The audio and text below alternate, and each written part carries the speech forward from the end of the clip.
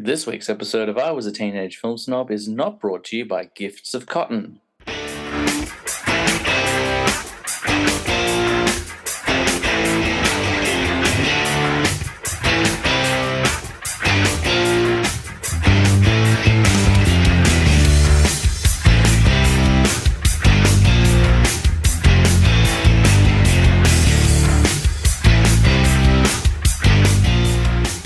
Hello and welcome to the show. My name is James, and together with my friends and family, I've embarked on a journey of self-discovery, one film at a time, to reverse my affliction of being a teenage film snob. Today, I'm joined by someone I always call one of my favorites, a massive overplanner, or a very special guest. And today, I'd like to go one step further and say she is an utter gift to all humanity. Please put together your hands and welcome Maddie Schultz. Thanks for having me, James. It's a pleasure. What I should say is g'day. That's how you normally introduce yourself. Thank you for having me on your podcast. Oh, you're so bloody welcome. Oh, no, wait, I say that. Solid, thanks. Solid, nice 100%. For sure. All right, that's as much as role reversal as I can do. You may now swap back to. I'm not big on. Man. I'm not much on a role. I can't role play. It's so funny because I was like, episode 100, we'll do a role playing episode, and I'm like, that's a gargantuan task. Maybe not. Thank you for hosting my show and interviewing me for it. You're welcome. I apologize really excited. for the heavy breathing. We were just talking before we started recording. I'm recording from the brand new Film Snob HQ. I'm going to plug that for as long as I can, by the way. But it's very tinny, you mentioned, so I had to move my microphone up, and it's positioned right above my mouth and beneath, can't say words, my nose. So you're getting exhales from my mouth, but then also from my nose. So I'm like, so I'm sure it's going to be a nightmare. And I'm just tragically overweight at this point. So I'm just such a mouth breather currently. So it's not a way to celebrate 2 years of the podcast. But anyway. We'll be fine. We're keeping it real. Real sweaty. And not sexy sweaty, just have a vegetable, James, please. Oh my God, what a dive in. Well, should we tell the viewers, the listeners, what we're doing today? Well, I only have a bit of an idea. I guess a little bit of background. I reached out to you a couple of weeks ago. I was like, hey, the 2-year anniversary is coming up, and every time we do an anniversary, I get someone else to host the show. Just because I don't know, it's a gimmick, but I think it's fun and kind of a bit of a role reversal. I was like, you can tell me what you got planned. You don't have to tell me. You can run your whole show how you want, and then I'll just go along with it. So I have snippets of what tonight is, but I don't know all of it. Yeah. So, in my typical Maddie fashion, today we've just got a table so that I can keep track of everything. So we're not just scrambling all over the mountainside. But we are doing an A to Z of 2023. Love it. So we're basically going through the alphabet with some quick, witty topics. And because I haven't seen many of the films from 2023, you're going to be doing lots of talking, lots of convincing, What a change of pace for the show. Me talking too much. Yeah, but you've got to do some convincing for me, and you've got some hoops to jump through as well. Well, to be fair, you do put the screws to me quite a bit. You're the only guest who consistently brings questions to me. And you know what I'm like when it comes to answering questions on this show. I take it very seriously. I'm not willing to just give you my first answer. I have to really think it through. So you also are learning more and more what makes me tick. I remember I should point out as well, we've been planning a spin-off show, and I don't think it'd be a spin-off now. I think it would be a kind of a show we'll do from time to time. But we've been planning a spin-off for well over a year now. You were still, your son was still very young, and I was like, when you're done, when he moves to drink, yeah. I'm like, how do I talk about this without addressing the items in the room?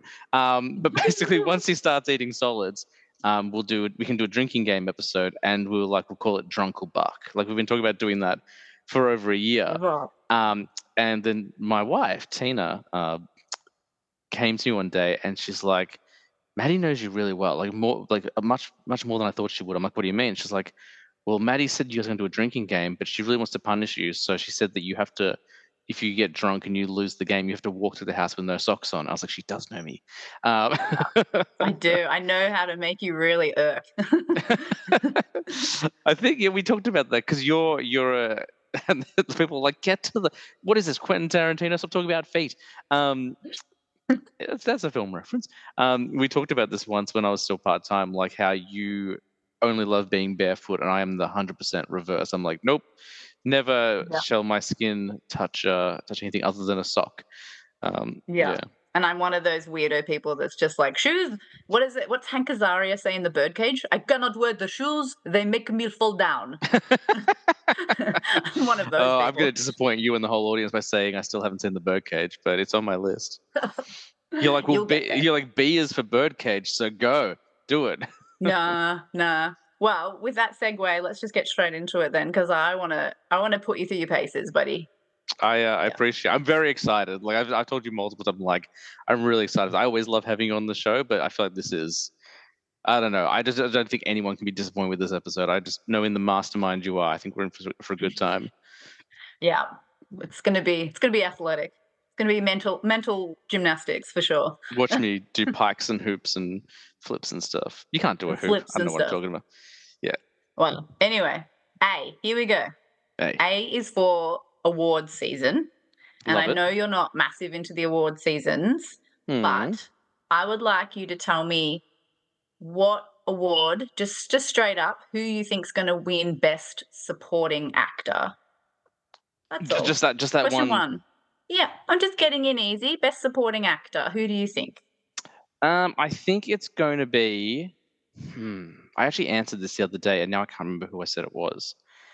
I think Ruffalo's in for a real chance. Poor Things is brilliant. I saw it after I'd announced my top 10. As soon as I knew it was going to be my top 10, but I couldn't confirm it until I saw it. And as soon as I saw it, I was like, I knew it. And Ruffalo plays a character so out of his wheelhouse. You know, you're so used to him being like the charming love interest or like the oh shucks kind of guy, and that is not this character at all. And to the point where I really disliked him, but not Ruffalo, just the character was such a 180 from what I'm used to seeing him do. So I think Ruffalo is in for a good chance. I'm trying to think. De Niro is probably in for a good chance as well, but I think like my money's on Ruffalo. That movie is perfect. Yeah.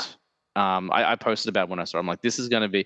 I don't think the Academy is going to feel bold enough to give that movie many awards because it's very weird.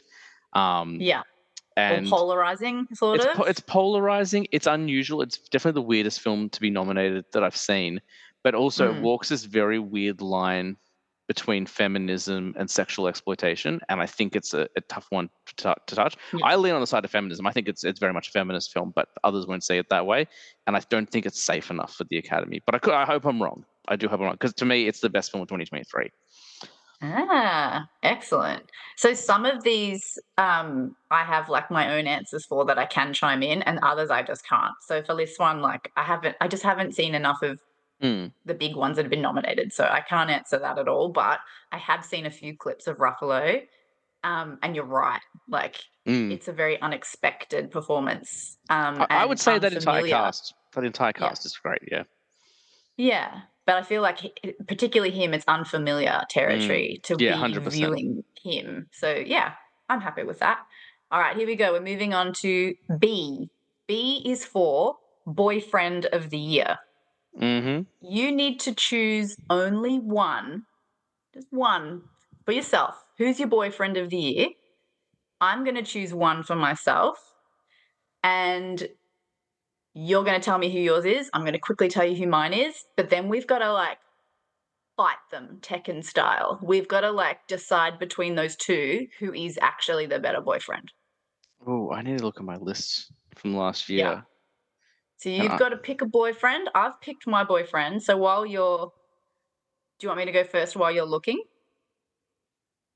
No, I know my Boyfriend of the Year. I do. I think it's going to surprise, but I do know my Boyfriend of the Year. Okay, so then I would love for you to go first, my friend. Who's your Boyfriend of the Year? You don't have to tell me why. Just tell me who first, and then I'll tell you my who, and then we'll do the whys. It's Super Mario. Super Mario is your boyfriend of the year. He is. I feel like he you is. should be going. Yeah. Well, that's later. Oh, beautiful. Mine is, I have to say it right, Isidore Isaac Rabi, who is a character from Oppenheimer. He's played by David Krumholtz. Oh, fantastic. Excellent. I haven't Yeah, seen. Rabi. I watched 376 movies last year, so like my memory of that performance is not strong. Yeah. Oh, Whereas I Robert saw Downey like Jr. was also 6. nominated for Best Supporting. I actually do think he will probably take it. I think he's the safe choice. I think he will Oh, take for it. supporting actor? Yeah. Yes.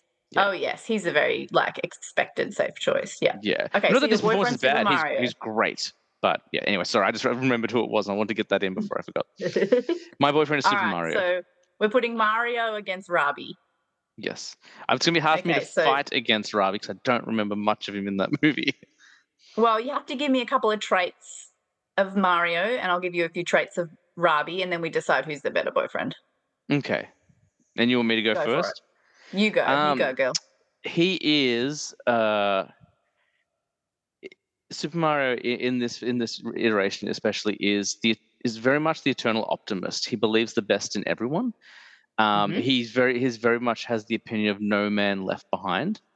And he's very humble. You know, he knows when he's not good enough, but he's always going to try his best. But he knows he's best when he's with his friends, and you know, he kind of plays in like a team. I really like this iteration. I think he was a great role model for young audiences. You know, he's funny. He's got that Chris Pratt charm as well. So Beautiful. I think those are all amiable boyfriend qualities. 100%.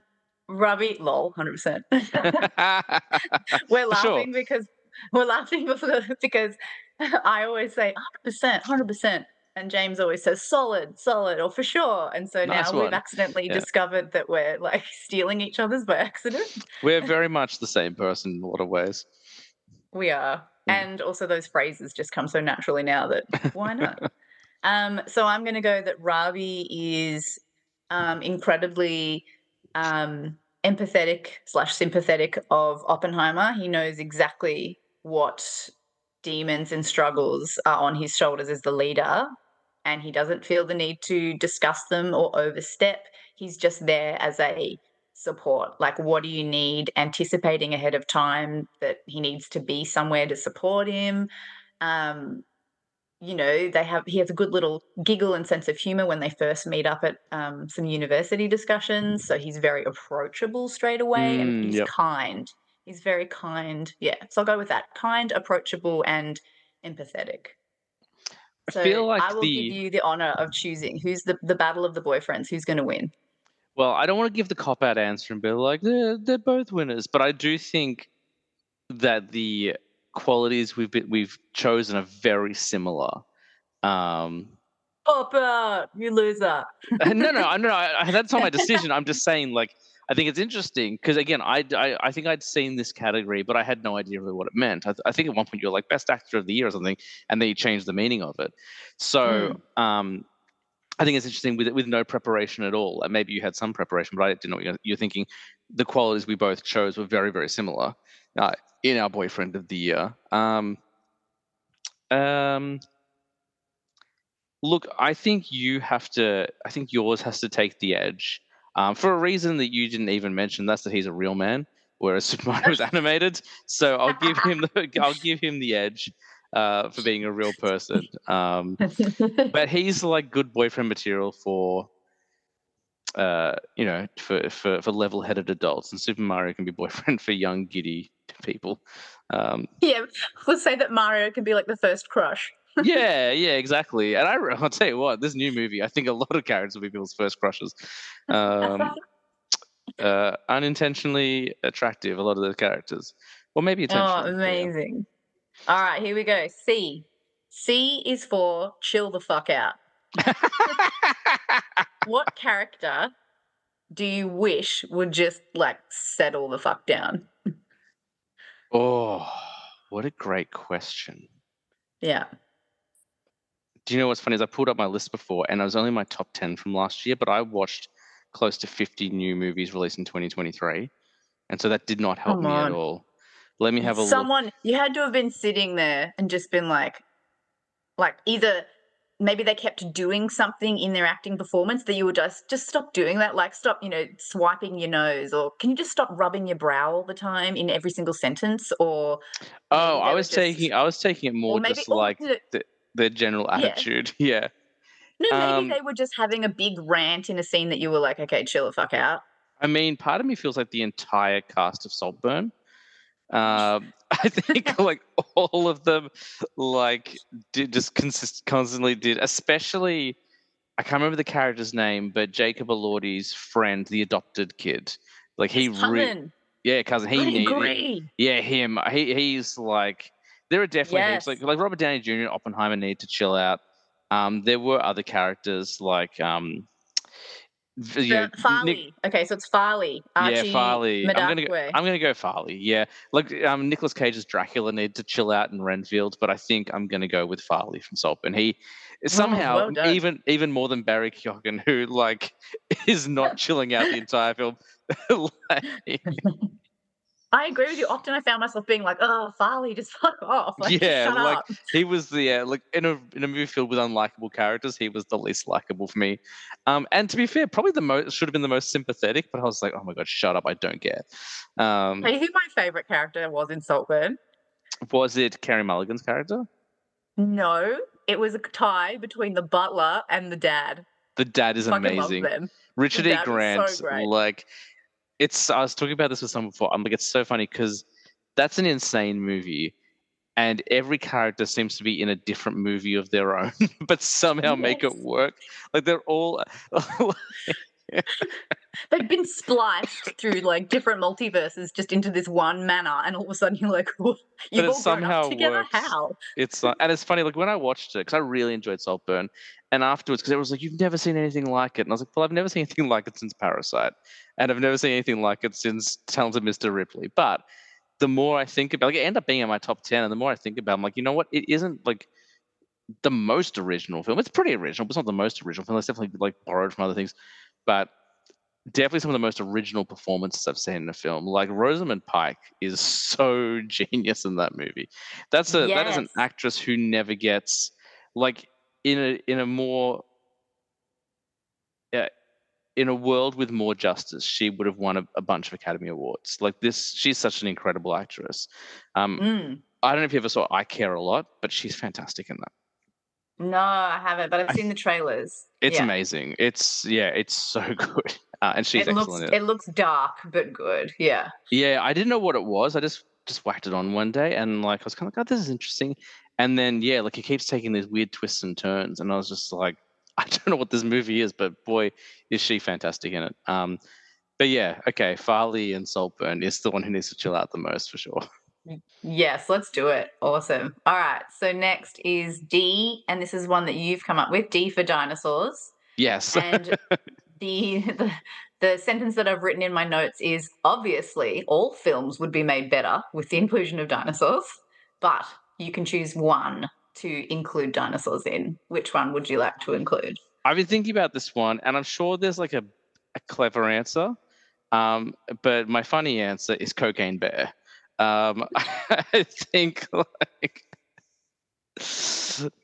think Cocaine Set the Bear. scene. Tell me something. Give me a scene to like. So I don't know if you saw it, but it's based on a true story. In the 80s, where like these drug smugglers accidentally dropped like a bunch of cocaine, like they were trying to smuggle it and fell out of the plane, landed in the woods, and a bear got into it and went on this like crazy rampage. Directed by Elizabeth Banks. The film itself is fine. Like any movie called Cocaine Bear, I think you have to know what you're getting yourself into. And if you go in too snooty, it's like, well, you didn't read the title. But it's like it's nothing special, but it's fine. But I think if it was Cocaine Dinosaur, I think I would have been either that or a dinosaur fights the cocaine bear. I don't know how you bring the dinosaurs into it, but either way, like I'm there for it. If ever there is a film that goes in that direction and you catch a whiff on the wind of it, you are not allowed to watch it without me. You are just not, and you are to like instantly be like, no, this is an experience. We are doing it together. We are riding through this film. You have to promise me right now you're never doing that without me. It is weird that we have never watched a movie together. Like, I know we don't hang out exclusively very often, but like the amount of stuff we talk about and the amount of commonalities we have with our film watching, it is kind of surprising we haven't watched them together. So we'll have to get on top of that. And it's not what you was like, we should watch Lake Placid together. I'm like, yeah, we should. And then I just go back to my life. So we'll make sure of it. Speaking of movies you'll love, Kingdom of the Planet of the Apes is coming out very soon. Still haven't watched a trailer. I don't really watch trailers anymore. When's it coming out? I think it's out in like April or May. Good, because my birthday's in April, so maybe it'll be a birthday present for me. And announced either today or yesterday, new Jurassic movie coming out. I did see that. 2025. I don't know if it's a world or a park or who's involved. I saw a lot of people. I doubt it's even fully written yet. I don't think they even know what they're going to do. So. I think that we need to do like Jurassic Apocalypse, like get our leather jacket wearing dinosaurs riding motorcycles in the desert. Like that's what we need. But I saw this thing where everyone's like, "Ugh, again," or like as soon as I saw this, I thought cringe, and I was like, "Why? Why? Like we're getting more dinosaurs, people." It's like, and I had this whole tirade when probably about 6 months ago when Josh was on the thing. We're talking about when Ben Affleck got cast as Batman, and people were like, "No one asked for this." So it's like a very common phrase on the internet. Who asked for this? When the Eternals gets like announced, nobody asked for this movie. Let's just stick to making the movies we like. And it's like, bro, no one asked for Star Wars. No one asked for Jurassic Park. The best stuff comes from people who weren't asked to do something. Like, just chill out. Yes. No one asked for a new Jurassic film, but regardless of how you feel about those movies, there've been some good ones. There've been some not good ones, and I think we're due for a really good one. So put in the right hands. And but also, if you look at it with a different lens across all the Jurassic Park movies, the dinosaur parts are never the bad parts. The dinosaurs themselves are always enjoyable. It's the people that you like hit and miss. I would say top notch. Get the writer and director of the most recent Godzilla film and get him to do Jurassic. And that'll sort it out because that flick was insanely good. That was the one where it was just after World War II. Hiroshima? Yeah, World War II? It's brilliant. It's so good. It's criminal how good it is, to be honest. Oh my god! Okay, well, I definitely need to go see that too. There's so many ones that I just need to see, and I just come over to the cinema. You can take your pick of movies, and you can watch them in here. Can you imagine me just leaving your garage with like handfuls of things? Like, oh, I meant watch them in the garage, but that's fine. You can borrow stuff as well. Both. I will do both. Right, did you have any suggestions for D, or you didn't? You didn't have any dinosaur? No, because I haven't. You're like it's Oppenheimer or Barbie. Yeah, and like either would be. I mean, look, it's just incredible putting dinosaurs in anything. So I couldn't think of anything like witty or funny. So what if it was like this Barbie is Cretaceous and it was like a T-Rex Barbie or something? Yeah, I was going to say, what if we deep fake all of them, but they're like different raptors and stegosauruses, so it's still same dialogue and same storyline, but like the whole dance sequence of like I'm just Ken, they're actually like elasmosauruses, which are like water ones, or they're, I don't know, like brachiosaurs with big tall necks doing the whole dance thing. I just figured you'd just use like the same kind of costumes from that original Mario movie with their like humanoid dinosaurs. Like, oh my gosh. Can you imagine the movements? It would be so amazing. All right, E. E is for educational. Okay. And what's something cool that you learnt from a film this year? So it could be a cool fact. It could be a cool tidbit. It could be a cool bit of tea. Or it could also be like something specifically from a film. Yeah. Okay. Can I go first? Because you'll be grossed out by what I've learnt. I love gross stuff. What I had to go searching on my phone, and now I've wrecked my. I'm really worried about the cops. How much porn did you look at? No, it wasn't porn. It was cannibalism. Okay, I've seen a fair few cannibal films in my time. Well, okay, so for some reason, I always thought that like you cannot eat human flesh, like. Oh no. The second you eat it, you will like fully sick to your stomach. Yeah. And like, I don't know why. I don't know who told me, or I don't know what I'd seen that like, I don't know, but that's what I always thought. And then I watched Society of the Snow. Oh, that was a Nick Owen top 10 movie. I haven't seen it though. It was really like, Yeah, I could harp on about this is really, really like a great film. It'll come up a few times, I reckon, because it's one of the few films I've seen. But like in the film, they eat human flesh and Mm. they last 71 days. So like I had to Google it to be like, is this legit? So I've had to Well, it's based Google. on a true story, Yeah. so Yes. it'd be Like weird if that was the one thing they made up. They're like, we need to well, get the cannibal market in. Let's make them all eat human well, I flesh. didn't know if they'd like extended it further and they actually had more food on the plane than Ah, actually sure. originally in the dramatization or whatever. But no, like they stayed so close to the real story. They went to the same crash site, the same part Mm. in the mountains. They went at the same season. They deliberately like what else? They deliberately cast really unknown actors to have them Mm. as close to the personalities of the real people as possible. Like it's a really, really, really great film. Hard to feel okay to watch. Like Yeah, as in sure. it's a roller coaster, but that's my education cool fact is that apparently eating raw human flesh, you don't like explode straight away. There you go. There you go. I think Your you might turn. already know my favorite fact. I was thinking about. I was just trying to think while you're talking, and there's only one that really stands out to me. And that's that the length of the roll of IMAX film that was used to make Oppenheimer. If you roll it out to it from end to end, it takes you the Mm. length of the movie Oppenheimer to walk the length of the cinema roll, the reel of film. Wow. So it's like it's like 3 hours and 1 minute to walk the length of Oppenheimer. So you Oh can my walk it to gosh. end, or you can watch it. Imagine if you like walked on a treadmill while you watched the film. You'd be like, "Yeah, I'm at pace. I'm pacing with the film." That'd be so cool. Mm, yeah. I'm So such a that's loser. That's not cool at all, but okay. I when I used to go to the gym, I used to there was a time where I was like, I'll watch movies while I'm at the gym because we've become so like terrible as a society. They're like, look, put video screens in these things. Like that way they can just watch TV while they walk on the treadmill. Who Um, wants to fucking look at a wall while you walk for like 40 minutes? Boring. So yeah. yeah, I don't know. Like I don't know. Like anyway. But yeah, so that was my fun fact. I thought I said that on our Nolan episode, but maybe I didn't. But that's the best I don't fact know, I you can might think have. of. Yeah, maybe it's good. Beautiful. All Good right, fact though. F. Are you ready F. for F? F is for flash mob. So what film would be awesome with a dance number? Ho ho ho. Let's have a look at some of my favorites.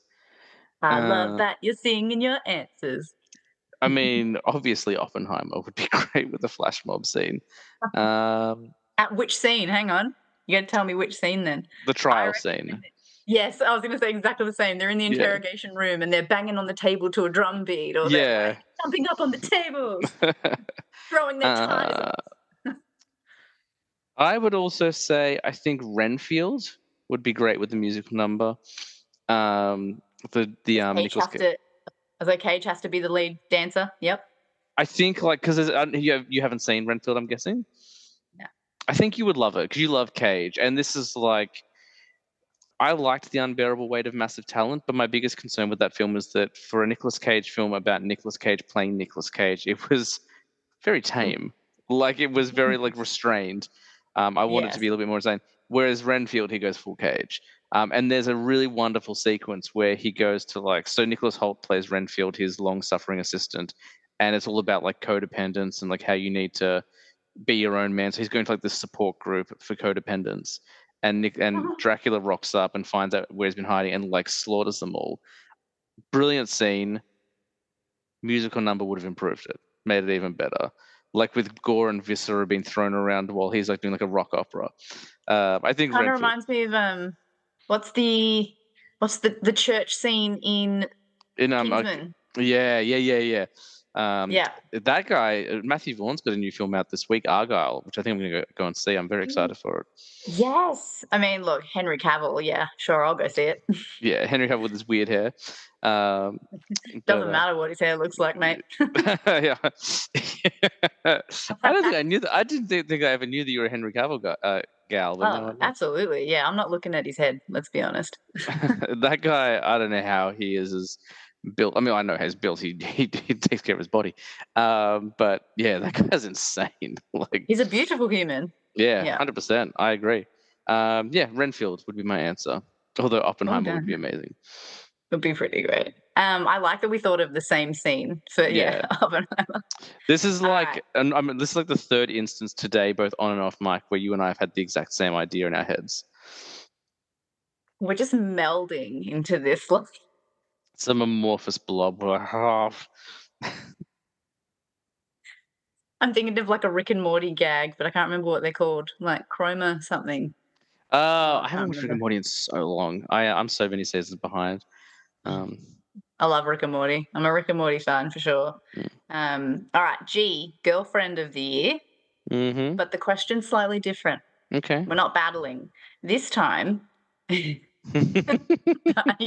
already know what I'm going to say. I don't know, but I'm just laughing because you were laughing. You do. You know what I'm going to say. All right. Who do we want to join our holy wife trinity? So you've got two wives, but you need a third wife.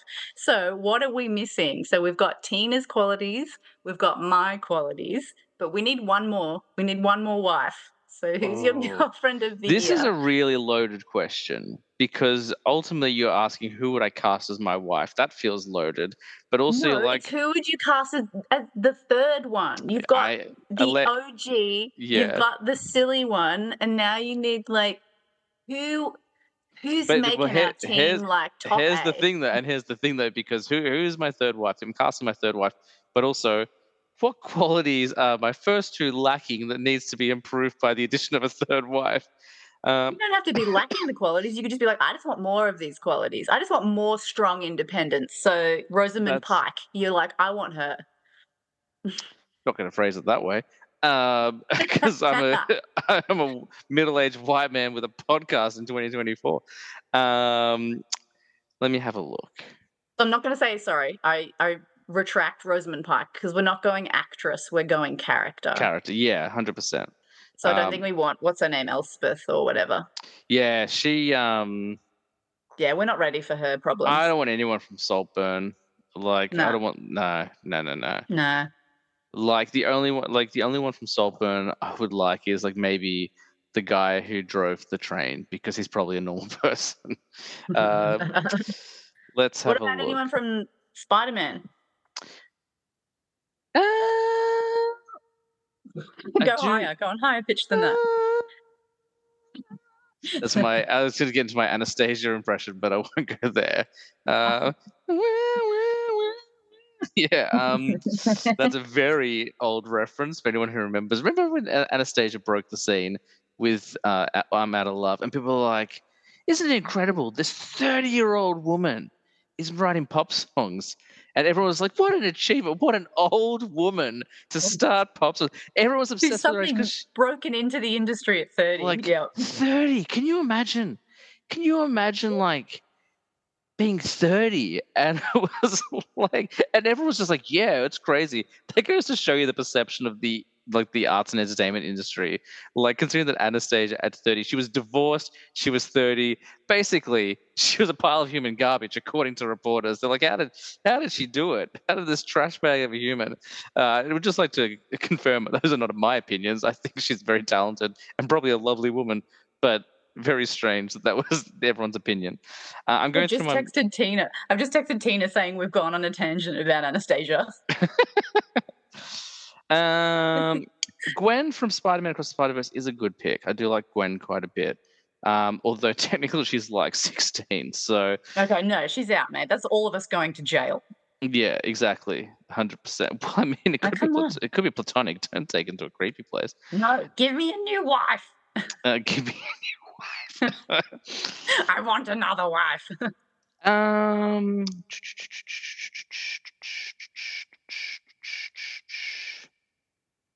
I think I have to avoid rom-coms. Like, I think Sydney Sweeney is the basic answer. It's like, oh, what a babe, so get Sydney Sweeney.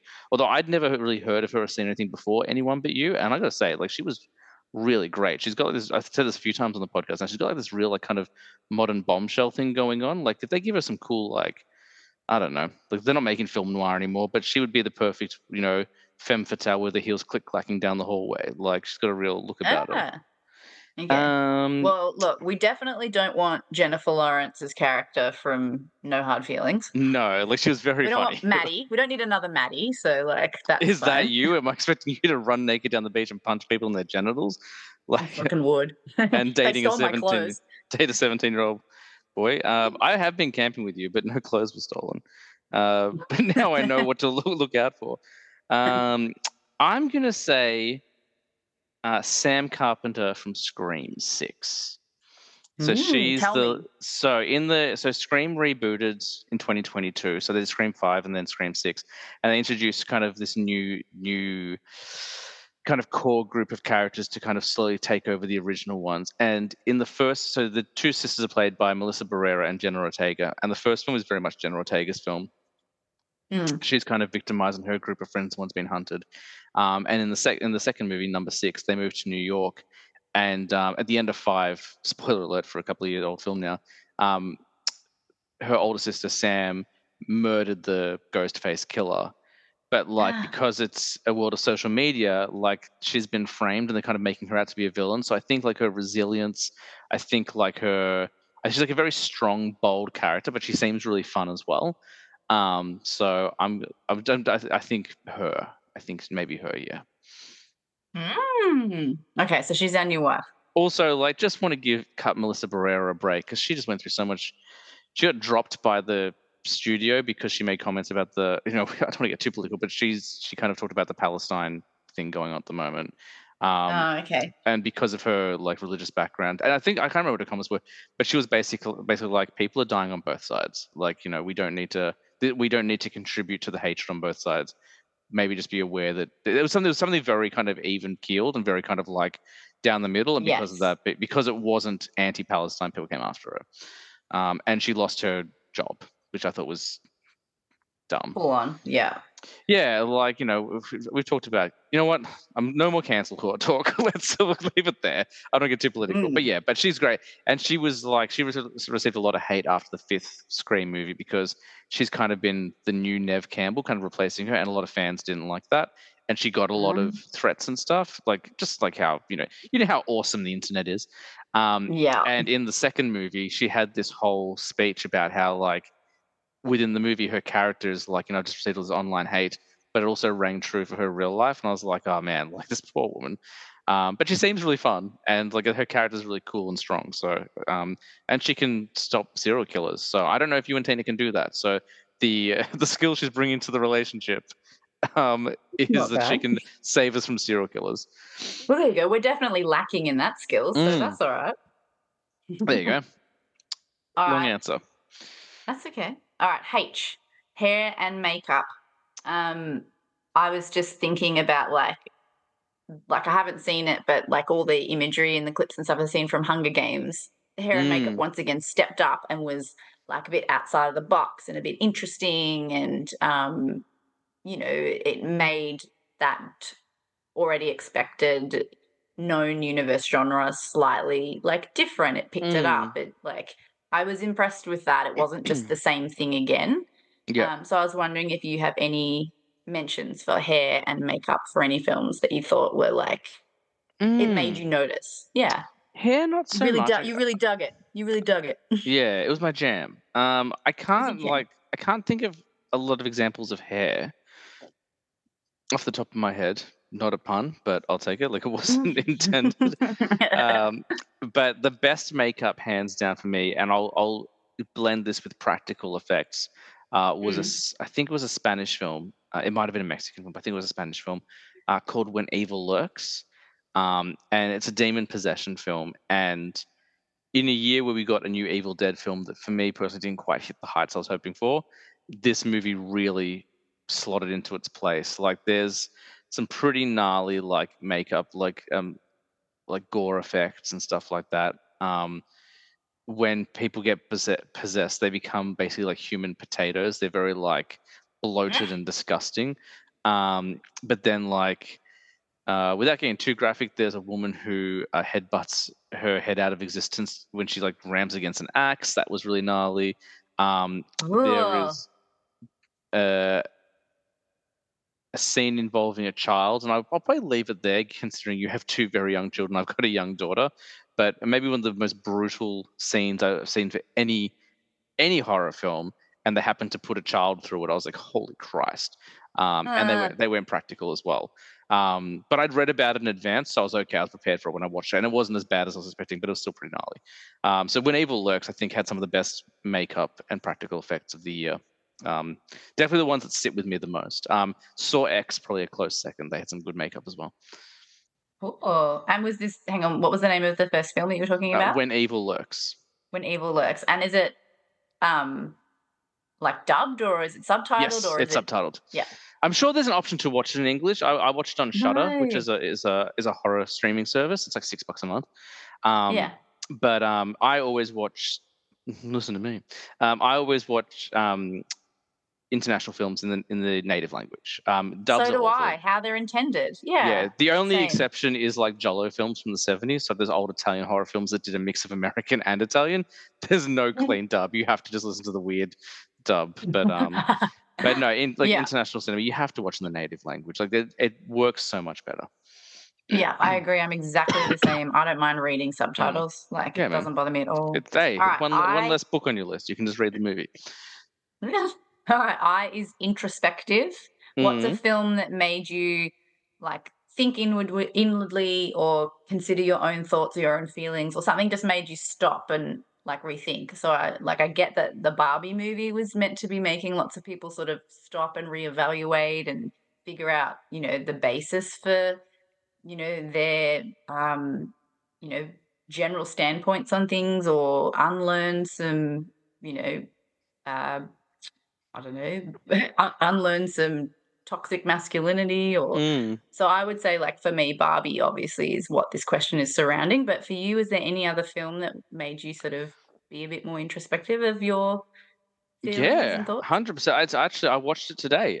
It was a documentary called Hot Potato: The Story of the Wheels, which is Oh, I want to watch brilliant. that so badly. It's got like the originals, like Jeff, and like It's the original, like Murray and so it's the story of how Greg, they started from like being preschool the teacher cockroaches. students. Yeah, so the cockroaches that covers the cockroaches, but also covers like them being at uni and meeting each other, the formation of the band, like creating their own VHS tapes, all the way up to like the handover from Greg to Sam, and then Sam back to Greg, and then the new kind of slate of Wiggles with Emma and everything else. Did you cry? So much. Oh my god, I want to cry just So thinking much. about it. Like I cried nonstop. I was talking to Zoe about it because she was asking me about my day today, and I was like, and after you left to go to see your Aunt Papu, I did some cleaning in the house, and I sat down and I watched a Wiggles movie, and she was like, a Wiggles movie? Can I watch it? And I was like, nah, you'll probably find it very boring. I was like, but Daddy loved it. I was like, Daddy was crying. She was, why were you crying? Were you sad? And it was funny. We were having a conversation, and I think that's the first time we've had like a proper conversation where she is kind of interrogating me. Where she was like, and like, not interrogating me in a bad way, but she was like, I want to learn more. Tell me about this Wiggles She's movie. she's asking Yeah. follow-ups. It was a pursuit for knowledge. And I was saying, well, like there are moments that were very sad that made Daddy cry, but then there also some really like happy moments that made Daddy cry. Because you cry when you're happy. I'm like, yeah. I was like, you're gonna learn this, kiddo. Daddy cries all the time. I was like, but yeah. And she's like, why'd you cry when you're happy? I'm like, because sometimes things are really happy. I was like, I cried the day you were born. She's like, you did? I'm like, I did cry the day you were born. She goes, why? And then Tina was like, because Daddy was really happy. But no, it's brilliant. And like, it's the way that it became introspective, and like I kind of related to it so much, or the way it kind of made me think inwards, is that like it talks a lot about obviously being a support for children. Like obviously that's their focus because they're educators of children, and like without going into too much detail, I work in education, you work in education. I also have a child, so that's a big part of it. But then also like the sacrifices they made in order to do that. They're like, in order to help children globally, we couldn't be the family men we probably should have been. And so kind of like the struggle with like being a dad who's never home. And then also things like somehow all of them like went through really serious like heart problems just about. And like that's what stemmed me to be like, all right, We almost lose them. That's right. Yeah. We like almost lost Greg like a million times. Yeah, but like And Jeff Anthony from Jeff had open heart surgery. He had like a pacemaker put in, and Murray had like a heart attack or something. I can't remember what it was now, but like, all of Yeah. them. But also there was a moment, and like that was all part of it. But the thing that made me cry the most, like, and I don't know whether, I mean, it's definitely deliberate, but not in an obvious way. They keep cutting back to like footage of the reunion concert. And what's insane is that they're all on there, the new version of the Wiggles and the original version of the Wiggles, and all the different side characters. And they're, it's the original four performing, but all the others like in the background doing. So I think even Emma's there and stuff like that, because I know she's doing her Emma thing now. And it cuts to the audience time and time again, and the audience is filled with adults. There's no kids; it's just adults. And it's like, and like these people who are in their 30s and 40s are like giddy and like grinning, and It's so it's like, special. and it's like, oh my god, like, can you imagine what it would be like to capture childhood for an hour? Like to I went to a Peter Coombs concert at 18 years old, yeah, and it was fucking sick. It was at a pub, and yeah, agreed. We looked around, and everyone was like my age upwards. It was yeah. so cool. But like I was just watching, and I was crying. I was like, oh my god, like what a beautiful, like it's such a beautiful moment, not just for the audience, but for them as well. They're like, hey, like we've been doing this for 30 years, and these are the people who have been with us for 30 years. When they first started listening to our music, they probably couldn't even talk, half of them, and now they're here, like unironically singing back at a Wiggles concert. Fully formed adults just in love with your And product. it was so funny. Like they're talking to Captain Feathersword, like he's interviewing Captain Feathersword at one point. And he's like, "It's great." I was like, "Guys, this is awesome! Like it's an over 18s. We can like have fun and swear and stuff." And Greg and Anthony are like, "No, you can't. It's a Wiggles show. Doesn't matter the age of the audience. Like, no, you can't do that." And he was like, "Oh, okay, fair enough." Like, yeah, it's like trust the that. pirate to have a potty mouth. 100%. Easily a top 10 flick of 2023 for me. I watched it late, but boy, is it's brilliant. And looking back, I think it's the movie that made me cry the most from 2023. Like I think that's the one that got me. So it made me introspective for a number of different ways, but it's wonderful. Like it's quick. Like it flies by. Like I watch most of it before work, and then I watch the rest on my lunch break. But it flies by. Like it's never boring. It's never slow. It's always fascinating. And like made me appreciate them more because, like, as a parent, you go through a lot of repetition, and there are some things, especially some of the more modern stuff. I'm like, oh my god, like I got to listen to this terrible impression again. Like this is so dumb. But then, like when you look at like this kind of pure place it's from, where it's like, well, obviously I'm not the audience for that anymore. I have the affiliation for the original lineup because they were my Wiggles, but like, it's not meant to kind of appeal to me anymore. If it does, it's a bonus, but it's meant to appeal for the new generation of kids. And like, it's meant to be silly. It's meant to be kind of tongue in cheek. And it's always been that way. Like if you go back to the original videos, like they were talking about how they took like these tapes to the ABC, and they're like, oh, you were the guys whose videos make us cringe whenever we see them.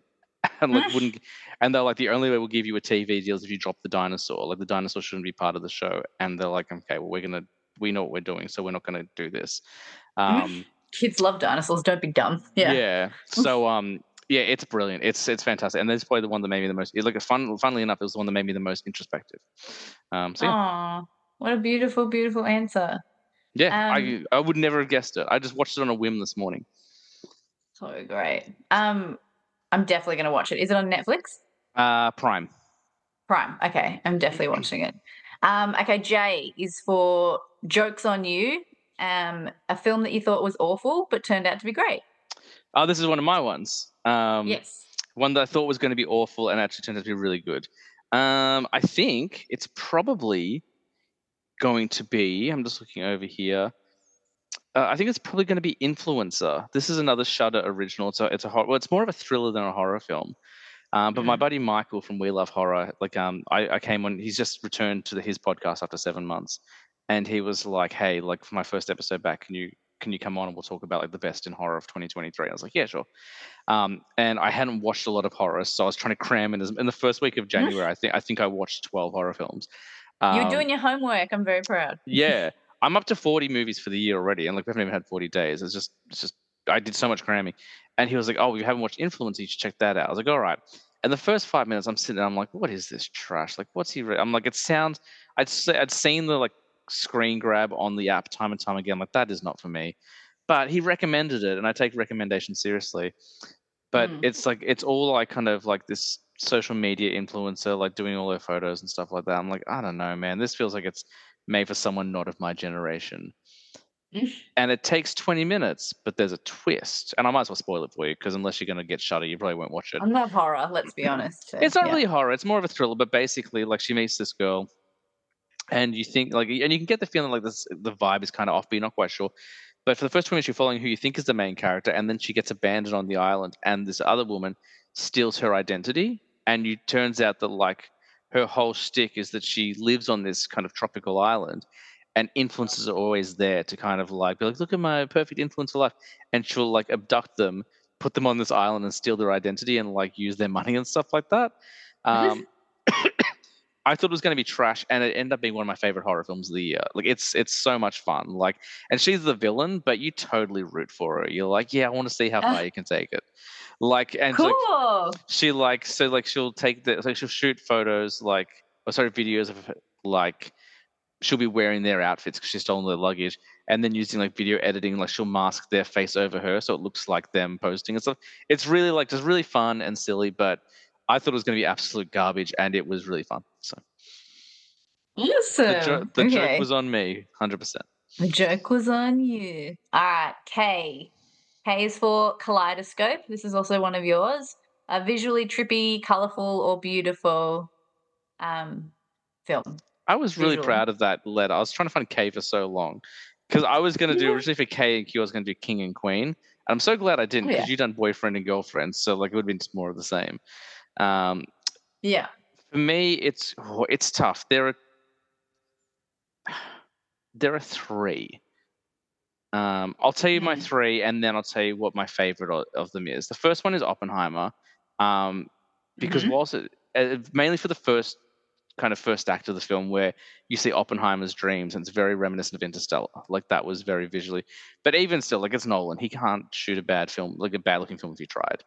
My second is Across the Spider-Verse, which I think is most people's go-to because it is just such an explosion of color and universe. But the one that I like the best, and the one I think was the most visually interesting and unique of the year is Ninja Turtles: Mutant Mayhem. I remember you and Turtle. Lol. I remember you and Tina saying you really liked it. Well, I watched it in cinemas with my friend Josh, and then on my birthday, I said to Tina, I said, I want to watch a movie tonight for my birthday. There are 3 films. Which would you like? And the options were Flash, Turtles, and Spider-Verse. And she chose Turtles, I think mainly because it was the shortest one, which is fair enough. But like visually, like, and I was talking about this in my awards episode. It's like I think the biggest disappointment for me this year with the Academy Awards is that the animation, we saw a couple of good nods. Like I was glad to see some foreign films get nominated. I was glad to see Miyazaki get nominated for Boy and the Heron.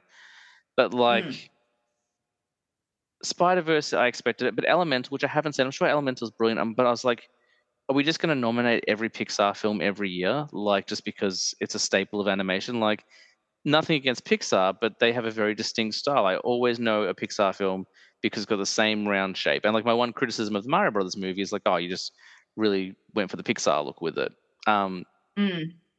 Whereas Turtles, it looks like a kid has drawn it.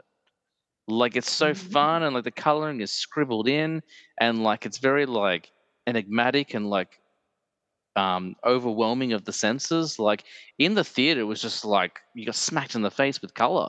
Even more so than the Spider-Man films. And I think one of the biggest triumphs of Into the Spider-Verse, the one from 2018, which was my favorite film of that year, it's my favorite Spider-Man film, was that it showed audiences like, hey, we love Pixar, but not everything has to look like that. We can do interesting things with animation again.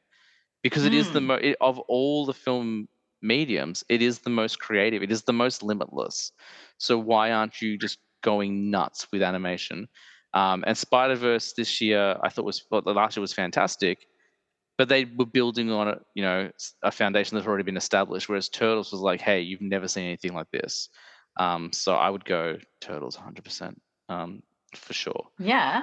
It's I great. just looked up a picture, and yeah, the richness of their color palette and the way that they're actually doing like lighting effects is really cool. It's great. Like their lighting effects are all color based and yeah, it's beautiful. I actually have never seen anything to do with it, so this is the first time I'm seeing it. It is. It was. And it's I got would this also beautiful, say. Sorry, go on. yeah, it's got this beautiful warmth to it. Yeah, It's and really I would say lovely. honestly, it is probably the best Ninja Turtles film we've ever got. Oh man, It's great, and I like all of them. 2023, you've given us some good stuff. Yeah, well, in my top 10 for the year, like I had 3 animation films in there. I've never had that many animated films in a top 10 list before. But No. I had 3: Mario, Turtles, Spider-Verse. 3 great animated films. I haven't seen Boy and the Heron. I haven't seen any Ghibli stuff. I know it's a huge flaw of mine, but I'll get there. You'll get there. And also, what incredible different varying styles of animation, too. Yeah. 100%. Yeah. All right, Elle, laugh your ass off. Anything, I want you to tell me about a scene of a film that you just lost your shit and laughed your head off. Oh, let me have a look and see. I would say that the one flaw with 2023 is we didn't have a lot of comedy. Mm. I mean, you didn't laugh your head off when Jennifer Lawrence beat up those teenagers naked off a beach? I mean, that was pretty funny. I When she was on the chuckled. bonnet of the car, I had a good chuckle. That reminded me of Death Proof, actually. I did like that. Let me see. I'm having a look. I know Mario made me laugh from time. I'm trying to think. There's probably a Mario bit that did make me laugh quite a bit. And there's probably bits in Turtles. Like Turtles was really funny. Like the first time I watched it was really funny. Like now, obviously, the more you watch comedy, the less the jokes work. Godzilla wasn't a particularly funny film. Neither was Oppenheimer. Let me have a look. Anything from Barbie made you laugh a lot? Other than I'm Sugar Daddy. This is Sugar. I am her daddy. The Zack Snyder line made me laugh a lot in Barbie. Actually, I thought it was very funny. For some reason, I feel the need to discuss Zack Snyder's Justice League. That was great. I felt very seen in that moment, and all the Godfather stuff as well. You've never seen Godfather? I didn't realize, and it's so funny. I didn't realize Godfather was a stereotype. I always thought Scarface was more the Oh, stereotype. yes. That seems to be the boy movie, but I liked it. Killers of the Flower Moon had no laughs at all. Beau is Afraid was very funny. Okay. What about Renfield or whatever you were talking about? Renfield was very funny as well. There's a great moment. So Renfield's powers. I'm probably going to go with Renfield. I think that's more of a crowd pleaser than Beau is Afraid, and also the things that made me laugh are very dark and twisted, which is deliberate. But Renfield, his whole power source comes from eating bugs, and he gets superpowers. So there's a whole sequence where he's protecting Aquafina from these monsters, and he tears off a guy's arms and beats people to death with them. So that was pretty funny. Also, have you ever seen Parks and Rec? No. Okay. Do you know the actor? Oh my god, I'm going to forget his name. Ben Schwartz. He was the voice of Sonic in the Sonic movies. Maybe. Okay, he's really funny. And he doesn't. There's a really great improv show on Netflix called Middle Edition Schwartz. He's in that as well. But he plays the son of a mafia family, basically. And okay, I know the face. I've just looked him up, and I recognize his face from stuff. Yeah. So there's a scene where first of all, he gets arrested. He's like, "Why arrest me? I didn't do anything." And he just threw bags of drugs at us. He's trying to get away. He's throwing his drugs. And then they kind of cut to the interrogation room, and well, we can lock him away. He confessed, and to everything is they're like, yeah, and it's we didn't even put anyone in there with him yet. He just confessed to no one. So he's probably the funniest part of that movie. But also Renfield beating people up with arms is good. So yeah, I'd say Renfield was probably the funniest. Yeah, that probably made me laugh the most. Have you seen, what is it, Dead Snow or Dead Snow? That film about a long zombies time in the snow? ago. They do that with arms. I'm pretty sure they beat someone up with arms in that. Yeah, arms is a good one. You do see that from time to time. It's a trope that's not overused, and I'm always happy to see it come into play. I always think of like this stupid quote from The Young Ones that my brother and I always talk about. And he's like, one of these characters, his name is Vivian, and he's like a punk. And he's like, what is that? Rick Mayall goes, Vivian, Vivian, you've got a leg. And then Vivian goes, yeah, I've got two, but this one, and he puts it on the table and slams this leg on the table. He's like, this one, I'm supposed to write an essay on it, but I think I'm just going to put it on the bonnet of a car. And then Rick Mayall like loses his shit. And it's this whole scene about this leg that he's put on the table at dinner time. And it's in The Young Ones. It's hilarious. I've never seen My the others, brother but I and do. quote it. Oh, you'd love Rick Mayall. Yeah. Well, I think we've bonded over Rick Mayall before because I think we talked about Drop Dead Fred. Drop Dead Fred. Oh, yeah. Well, anyway, so my brother and I quote that all the time. Yeah, got a leg. I'm supposed to write an essay on it. I think I'm just going to put it on the bonnet of the car. Oh, it's so good. Nice. Yeah, you got to check out. You'll love Renfield. Renfield?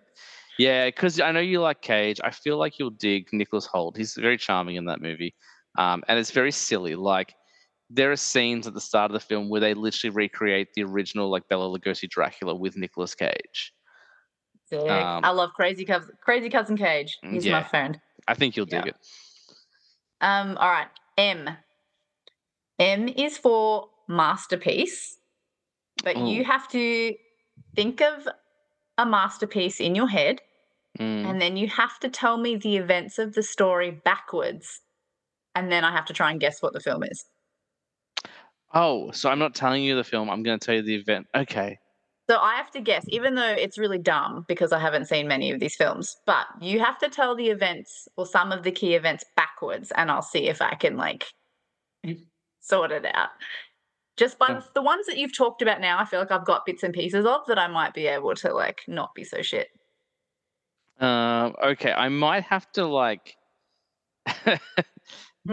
avoid certain. You're making you jump through some hoops. Well, no, like because there's like I know which one I'm going to do. I know which one I'm going to do, but I feel like if I name the specific character's name, it gives it away. You would like and then the guy does this or in reverse. In reverse. Okay, so he and the girl he's been looking after, the little girl he's kind of adopted as his daughter, arrive at the hospital and find out that the mother isn't dead, and they get to be a family at the end. Spoilers. No, it's like a different way of doing a narrative. Like Nolan does backwards and forwards, and like okay. So that's the and then he gets off the boat, and it's revealed that he didn't die in the plane, but he actually managed to get out. Yeah, well, he managed to get out, do this. and he has been able to redeem himself, and now he's the hero of the country, really. And then the plan with the boats to sink it didn't work, but they see the man in the plane flying to try and stop it. It's so ambiguous. I told you. Another hoop, my friend. And then we see the man from the island talk to our main character, and we can't hear what he's saying, but it's got something to do with the plane and something they've rigged to make the plan work more efficiently. And then the entire town comes to the town hall to discuss the plan to stop it. And it's very reminiscent of the scene from Jaws where Quint scratches his nails on the chalkboard. And then a blast of energy went through the entire city, killing the woman, but she managed to save our main character. And he was the only one who survived in the entire city. And then Am I allowed to jump in and guess whenever? Oh yeah, whenever you like. Yeah. Like to put me out of my misery. Yeah. I love that I'm asking you as if like. Yeah. Okay, I'm gonna. Do I only get one guess? Should I save it or should I? You're the host this week. You can. Screw it. Let's go all in poker style. I'm gonna guess it's can't get the title probably right. The Marvels, the one with It's not the Marvels. Captain Marvel, not Captain Marvel. No, so it's not the Marvels. It's not the Marvels. Oh, see, I've ruined my guess. Okay, now continue, and then you get to tell me. I know. I'm trying to think what happened next. In reverse. And then she found out. No, sorry. And then he confessed that the war has never ended for him. He's been carrying this guilt, and he should never have lived, and he keeps surviving when other people die. Whoa. That's hard work. Sorry. That's a cool plot point. I don't know. Still don't know what we're It's talking really about. cool. And then, I'm avoiding one major element of it. Otherwise, you'd get it straight away. So it's not Napoleon. No, I'm kidding. I haven't seen Napoleon, so. No, me neither. And then they barely got off the boat with their lives, and no one believed the story that they told of it. And then and then they got on the boat, which was mine-proof, but it turned out to be actually that was one of the biggest laughs of the year was when they said there was a mine-proof boat and it was just like a rickety old tugboat, and it was very reminiscent of Hunting Jaws. And then he returned home to find out that his parents and everyone he loved had died while he was away. And everyone blamed him because he was a coward. Aww. And then he was on the island, and they asked him to use his skills as a kamikaze pilot to stop it. But he didn't, and everyone died. I know now. Him. Okay, I think I know now. Is it Godzilla? It is Godzilla, yeah. Yeah. I'm very bloody impressed with you. I'm sure I skipped major stuff in there, but I was like trying to avoid saying Godzilla. Yeah. Later on, we've got a little segment coming up, and half the things I couldn't do because I'll tell you later, but we'll come back to it. But half the things I couldn't do because you can't say the main character. Yeah. There you go. Well done. I'm impressed with that. Thank you. All right, so Godzilla. It's great. It's it deals with he's a kamikaze pilot, and he pretended there was something wrong with his plane because he was scared to die, and then there's the whole guilt of him, everyone dying because he couldn't complete his mission, and it's so beautiful, where he talks about the war never ended for him because as he continues and while Godzilla's rampaging, he's still carrying the baggage of the war because of the mistakes he made. And the last line of the film, which destroyed me, had me crying, was when they find out that this woman's still alive, and she says, he's like, "Oh my God, you're alive," and she says, "Please tell me, has your war finally ended?" And I was like, what a beautiful way to end a movie about a monster. It's excellent. Anyway, yeah, it's a masterpiece. Is this one subtitled as well, or is it English? Subtitled? Yeah. Sweet. Yeah, it's so down. Funny. I went to go see it, and before they played the trailer for the new American one, and I was like, oh man, it just this one, the American one I think cost $200 million. The Japanese one barely $20 million, and it's just it's incredible. I know a lot of people didn't like the ending because they thought it was too happy, but I was like, it's a very depressing film for the most part, so I'm okay with a happy ending that doesn't make a lot of sense. It's okay. Yeah. All right, N is for Never Again. You came, you tried, you may not have even finished it. Because I still with books and with films, even if I don't like it, I still try to get to the end, in case it changes, in case there's positives. I'm similar to you. I'd like to be positive about things and give things a shot.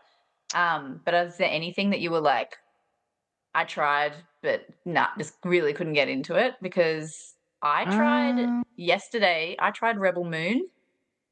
And Rebel Moon has the recipe for all sorts of things that I would love, and I just dragged my feet, and I still only got halfway through. And I really liked Rebel Moon. I really enjoyed it. I thought it was unfairly critiqued. I think the biggest problem with Rebel Moon is that it's half a movie, and you're on Netflix, so why not just release the full movie in one go? You did it with. I only got up to the bit with Jenna Malone because I was hanging in there for her. I was like, I love Jenna Malone. I want to get Jenna Malone was in this movie? I can't remember that. She was the spider lady. Yep. Yeah. So I was like, I want to get to her. And thank God she was only halfway through. And after I watched that scene, I was like, cool, I'm putting it down for a bit. Not that it was bad, but I just couldn't grab on. I don't know what about it I couldn't grab on, but What about you? I'm just trying to think. I'm just going through my list because as you know, I'm very positive, and I'm at a point now where if I start something, I will finish it. There are movies there's no movie I won't finish. I'll give everything a full go. Part of me is tempted to say, Killers of the Flower Moon, and not because it's bad. It's just so emotionally exhausting. I don't know whether I could put myself through it again. I had to leave the theater to like get fresh air. It was so, what's the word I'm trying to think of? Like suffocating, like, and so dry and bleak. Deliberately so, an excellent film, but deliberately that way. But I don't know whether I could ever sit through it again. But that being said, I probably will. Like, I'll probably go back to it and find more things for it. Just going through all of my 2023 movies and seeing if there's anything, which I'm sure is great for podcasting, where I'm like, listen as I read a list, not out loud, to myself. Let's have a look. Yeah, I like that. This is the problem when you watch as many movies as I do. Like Evil Dead Rise, I didn't love, but I'll give it another go. And my thing is as well that every movie deserves a second chance. Like, because you might just not have been in the right mood the first time you watched it. So, that was all. They were all good. Was there anything that was really like in a genre that you're like, look, I don't always come back to these genres? No, like, because I watch everything. No, that's fine. If you don't have an answer, that's fine. Look, honestly, it would probably be either. I think I'm going to go with Killers of the Flower Moon. I probably will go back to it again, but for the movie that most fits that category or criteria, it would be that film. And it's not because it's not a good film, but it's like I'll probably never watch Schindler's List again. You know, I've seen it once. I probably don't need to go through Schindler's List again. And whilst Killers of the Flower Moon isn't quite on the same level, like it is very dark and bleak. That's the word I use to describe it the most when I talk about it on the show is bleak. It's not the same level as Schindler's List, but it is kind of very much about the very deliberate and manufactured murder of people for no purpose other than greed. And it's there's definitely not uplifting at all. And there's no levity. Like, there's no jokes in it. Like, which I know I'm not saying like it should have jokes, but like it's almost like an anti-Scorsese film. Like, there's so many things that you expect from a Scorsese film that are not in this movie, which makes it a tough watch. So I guess like if I had to pick, it would probably be that one, but I probably will watch it again. Yeah. Nice. All right. O is for open-minded. What short film would you like to watch but haven't seen yet? What short film would I like to watch? So I've got Le Pupille and Elephant Whisperers. I want to watch those films. Oh, I'm a bad film snob. I don't know any short films. I looked them up today, so you're not bad. I honestly don't have an answer. I couldn't tell you a single. I guess like whichever film is playing before the next Pixar movie, because I haven't seen any of those short films in ages. I don't have an answer. I'll read you the synopsis of each of them. Yeah, and cool. You tell me between the two which one you would watch. Okay. So Le Pupille is obviously French. A story about pure and selfish desires, freedom and devotion, and the anarchy that is capable of flowering in the minds of girls within the confines of a strict religious boarding school at Christmas time. Like, that's a sandwich and a half. Or The Elephant Whisperer. Elephant Whisperer. And the synopsis is Buman and Beli, a couple in South India, devote their lives to caring for an orphaned baby elephant named Raghu, forging a family like no other that tests the barrier between the human and the animal world. I think probably the first watching one. whacked out French boarding school chicks, or you're watching a story that'll probably make you cry your eyes out about an elephant? I think I'm going for whacked out French boarding school chicks. I think that's probably more my vibe. It's probably just less Saltburn. But yeah, that's probably what I'm going for. They both sound really interesting though, for sure. Good. Thanks for keeping an open mind for our letter O. Look, when it comes to film, the only time my mind is closed, I think, is with the Transformers franchise. And it's not because I think they're garbage or anything. I've seen enough of them to know, hey, they're not for me, and that's fine. Yeah. Also, like their big reveal, and like there was a Transformers film last year, wasn't there? Like the Beast one or whatever. I remember watching the trailer. and their big reveal was like a gorilla robot. And for someone who doesn't like, Transformers was before my time. Like the cartoon came out before I was born and before I was old enough to appreciate it. So for someone who's never really shown any interest in that franchise, I was like, how is that any different or more amazing than a truck that can turn into a robot? Like, isn't it just basically the same thing? Like, so like that was You can make it look, you can make it look like whatever you want on the outside, but it's still a giant robot thing. And I get it was fan service, so I'm sure the fans were like, "Oh my god, like the monkey," or the gorilla, whatever it's called. I'm sure it was called like Banana Bot or something. I don't know, but like I'm sure like the fans, just like how like where at the end of the Captain America Civil War trailer they revealed Spider-Man. Like I was like, "Oh my god, Spider!" So I get it, I get why it's there. But for someone who's not invested at all, I was just like, "How is this different to any other robot in this franchise?" It's just not for me, and that's fine. But I will often try to keep an open mind. Good. P, pictures worth 1,000 words. What was your favorite movie poster of the year? Oh, we talked about this a little bit on that horror episode that I was on. We were talking about our favorite horror posters. But do I have a favorite movie poster of any genre? Let me think. I'm really digging the Poor Things poster. That I think one's there's really. I think there's a couple of posters for it, and I just can't look away. Like you sort of explore the image, and I'm enjoying that one. Let me have a look. Thanksgiving was really fun because they did a lot of because Thanksgiving was the new Eli Roth horror film, and it was like it's based on a trailer he made 15 years ago for Grindhouse, the Quentin Tarantino and Robert Rodriguez film. But it's like meant to be an ode to slashers of the 70s and 80s, and it's like they have a slasher movie for every genre, for every holiday except for Thanksgiving. So we're doing Thanksgiving, and they did a bunch of retro style posters like mimicking Halloween and Alien and stuff like that. So that was fun. That was a fun poster campaign. I don't think there was a particular superhero poster that really jumped out to me. The superhero studios have gotten very lazy with their posters. Okay, The Flash was no good. The movie was. I liked the movie, but the poster itself was. No, the poster. Yeah. Yeah, there was. I'm sure there were a couple of good ones, but like nothing that really jumped out at me. Nothing that's memorable for me.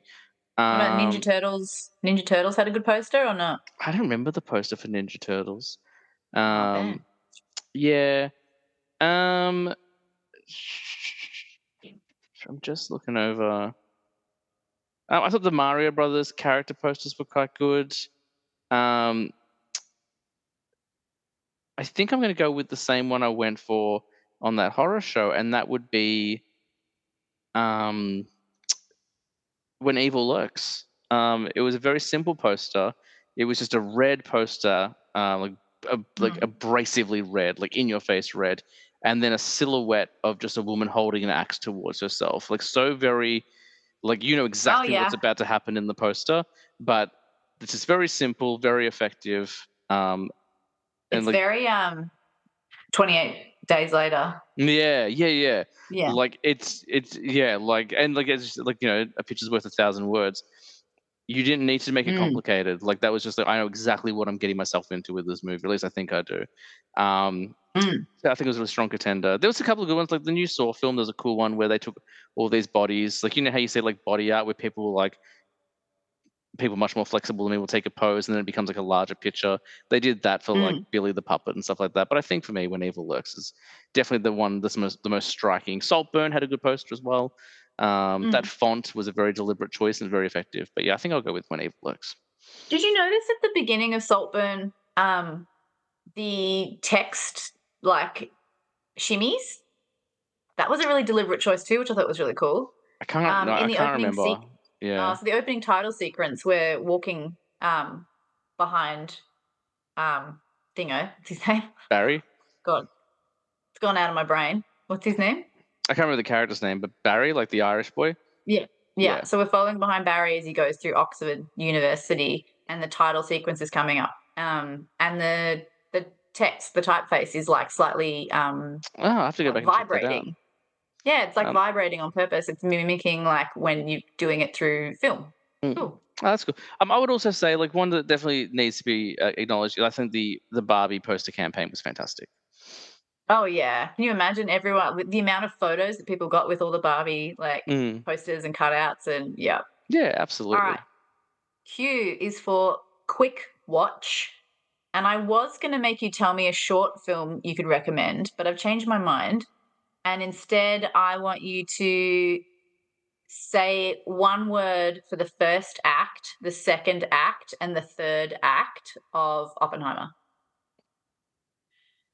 So a word to sort of describe, like, I mean, if I was being super Nolan, then I'd do like, what would I do? Fusion, fission, and like regret.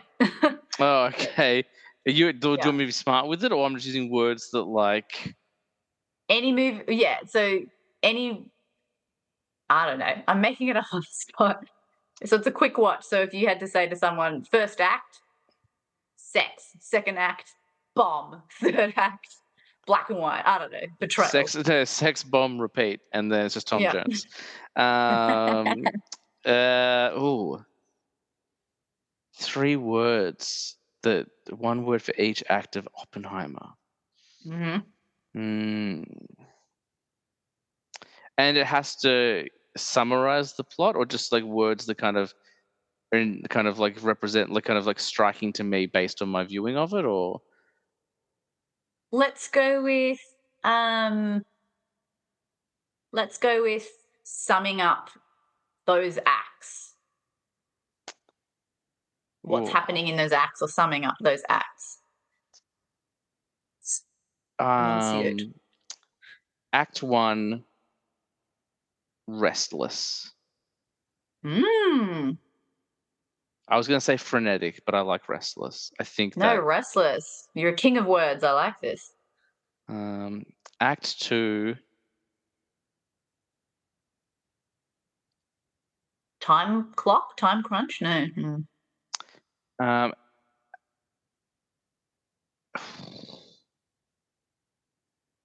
that noise is the word, just that bomb sound. Act 2, I'm going to say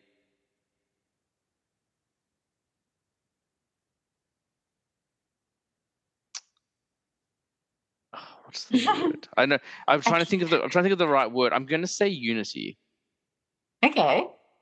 I was Yep. going to say success, but I think it's more about the team coming together, the country coming together, the idea of like, we've achieved this common goal. Yeah. And then Act 3 is downfall. Beautiful. Okay, And so hang on, what I have we got think again? Restless, unity, unity, and downfall. and I think downfall, like, it applies to more than one person. Yeah. Absolutely. There Cool. we go. All right. That was tough. People You're like, what a welcome. pretentious wanker. Like, No way. Because the whole point of like this A to Z is anything that the listeners are listening to, they're going to be thinking of their own. They're going to be coming up with it on their own. They're not going to be able to help it. So yeah, you're welcome for all these hoops, everyone. yeah, that's a good one. All That right. was tough though. Like, I was like, so again, like, I'll take it seriously. I'm like, hang on, because I could just be like, bomb, bomb, bomb, like. Beginning, middle, end. Yeah. That was so much easier. I should have done that. All right. R is for red eye. What film do you know will get snatched up by the airplane companies to play on an airplane? Oh, it'll be Barbie. See, I was going with Godzilla, but yeah, Barbie, not bad. Barbie will get it. Mario will get it. Oh yes. Yeah. Turtles will Too probably get easy. it. Like, yeah, there's quite a few, but Barbie seems like Barbie was the most successful film of the year, so that makes sense. Yeah. Depending on which airline you're on, you'll go on an international flight that has heavy censorship laws, and you'll watch No Hard Feelings. That beach scene will be removed, and people are like, I remember I watched a fantastic film called Wind River on a plane years ago, and very similar actually to Killers of the Flower Moon, based on true events as well, but not quite as dry. And it's not graphic, but there is a pretty intense scene of sexual assault in the film. I had no idea. So I watched it on the plane, so that whole scene was taken out and bought it on Blu-ray. I was like, what a wonderful movie this was. The first time I watched it, I was like, oh my God, look what a horrifying movie this is. Like, I think I would have remembered this part. What on earth? Yeah, absolutely.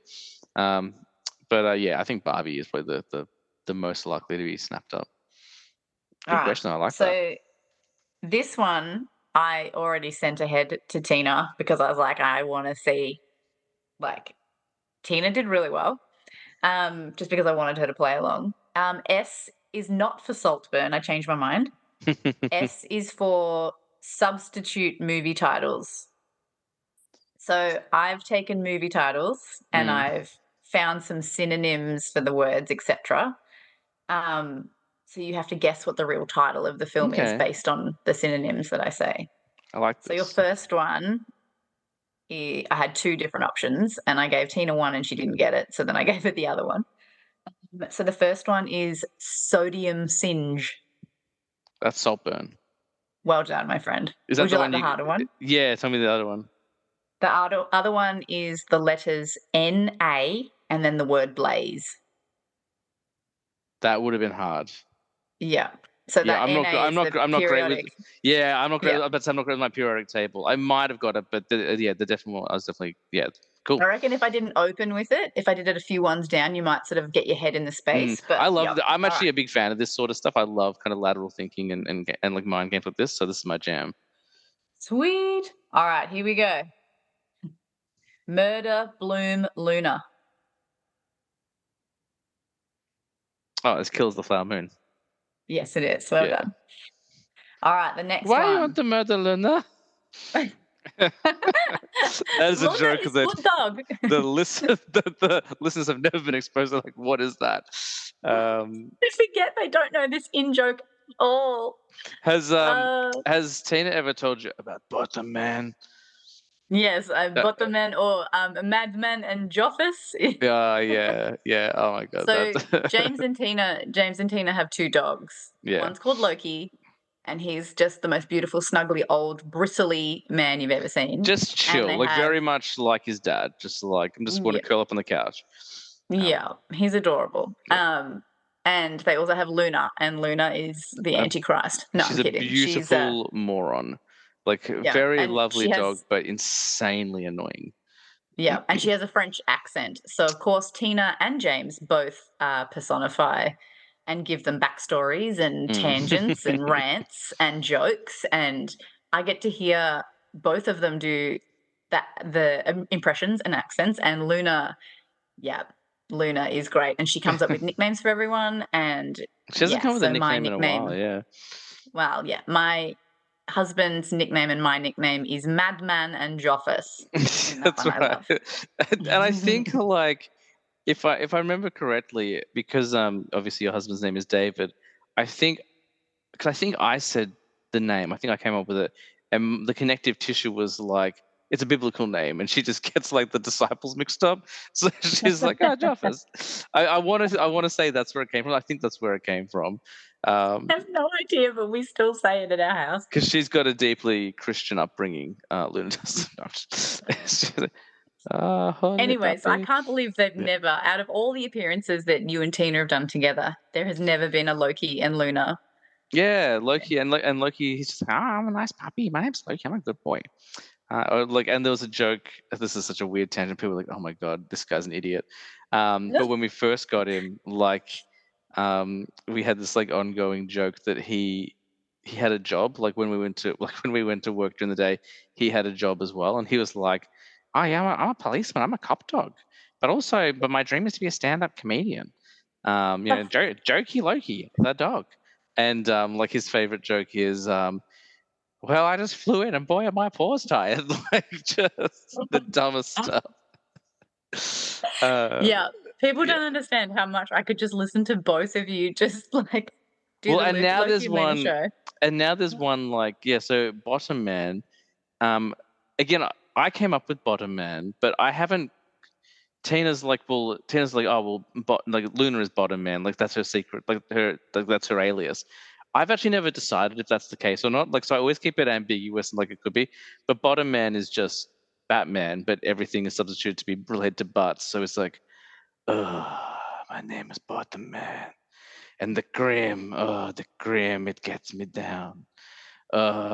You seen my gallery of rugs? I've got Jokey. The Jokey is not funny. Ridley Diddley, and like just like Ridley Diddley's the one that gets everyone because it's so stupid. I think of Flanders. It's so great. Got bottom city. I wiped the streaks of cream from the bowl of the city. And then like Tina will be like, bottom man, you sound a lot like Luna. I don't know what a Luna is, but it sounds like a pretty cool puppy. So like that's the I know. ambiguity. Yeah. Yeah, that's the ambiguity. Yeah.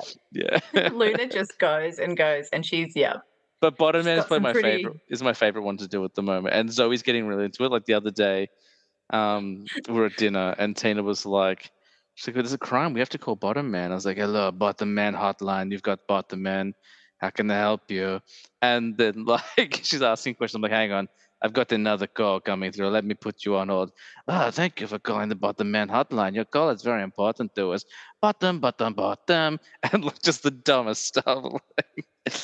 Thank you for holding. You're speaking with Bottom Man. I'd never intended You to will ever never reveal tire any of of this. any of this in the podcast, um, but Bottom Man is my favorite thing to do. It's just a dumb dad joke. Like, yeah. Oh my goodness. No, I forever will love them, and I will forever love that, like, the way they go with them. Yeah. All right, number 3. You ready? Yeah. Oh, yes. Number Sorry. 3. Yeah, we're playing a game. Sorry. We're still playing a game, and you're only up to number 3. I got confused by the cream. Okay, sorry. Okay. Number 3 is fauna. Fauna. Yeah. One word. Yep. Can you spell it for me? No. Why not? I mean, Fauna. Okay, so fauna is. I'm not giving my answer. I'm just breaking it down because I'm trying to remember. So flora and fauna. Flora is like plants. So then fauna would be the species, the animals. Yes. So now I'm trying to think of an animal movie or a movie that had the word animal in it. Well, that's the answer. It's called Animal. Oh, okay. I'm guessing Animal. you haven't seen it. I haven't even heard of it. Okay. Well, there you go. Well, I got it like through process of elimination. Yeah. Yeah. You went through the, what is it, the taxonomy of the word? Yeah, the etymology. I was looking at this. Etymology? I like taxononomy as well. I don't know what it means, but I like it. I think taxonomy might be to do with like species tracking, but sure. Whoops. That's okay. All right. Number 4. Tina got this in like 10 seconds, mate. So I've been pretty quick. My cycle wang. My cycle wang. Yep. My cycle wang. Oh, I'm not going to get it in 10 seconds. You're not. I keep telling you, a dirty mind is an awful thing to waste. I'm just trying to think of like a dirty title. It is a dirty title. My cycle wang. And Tina got in 10 cents. She didn't watch any movies last year. I think she did Google some stuff, but like I'm wondering if I've seen it. My cycle wang.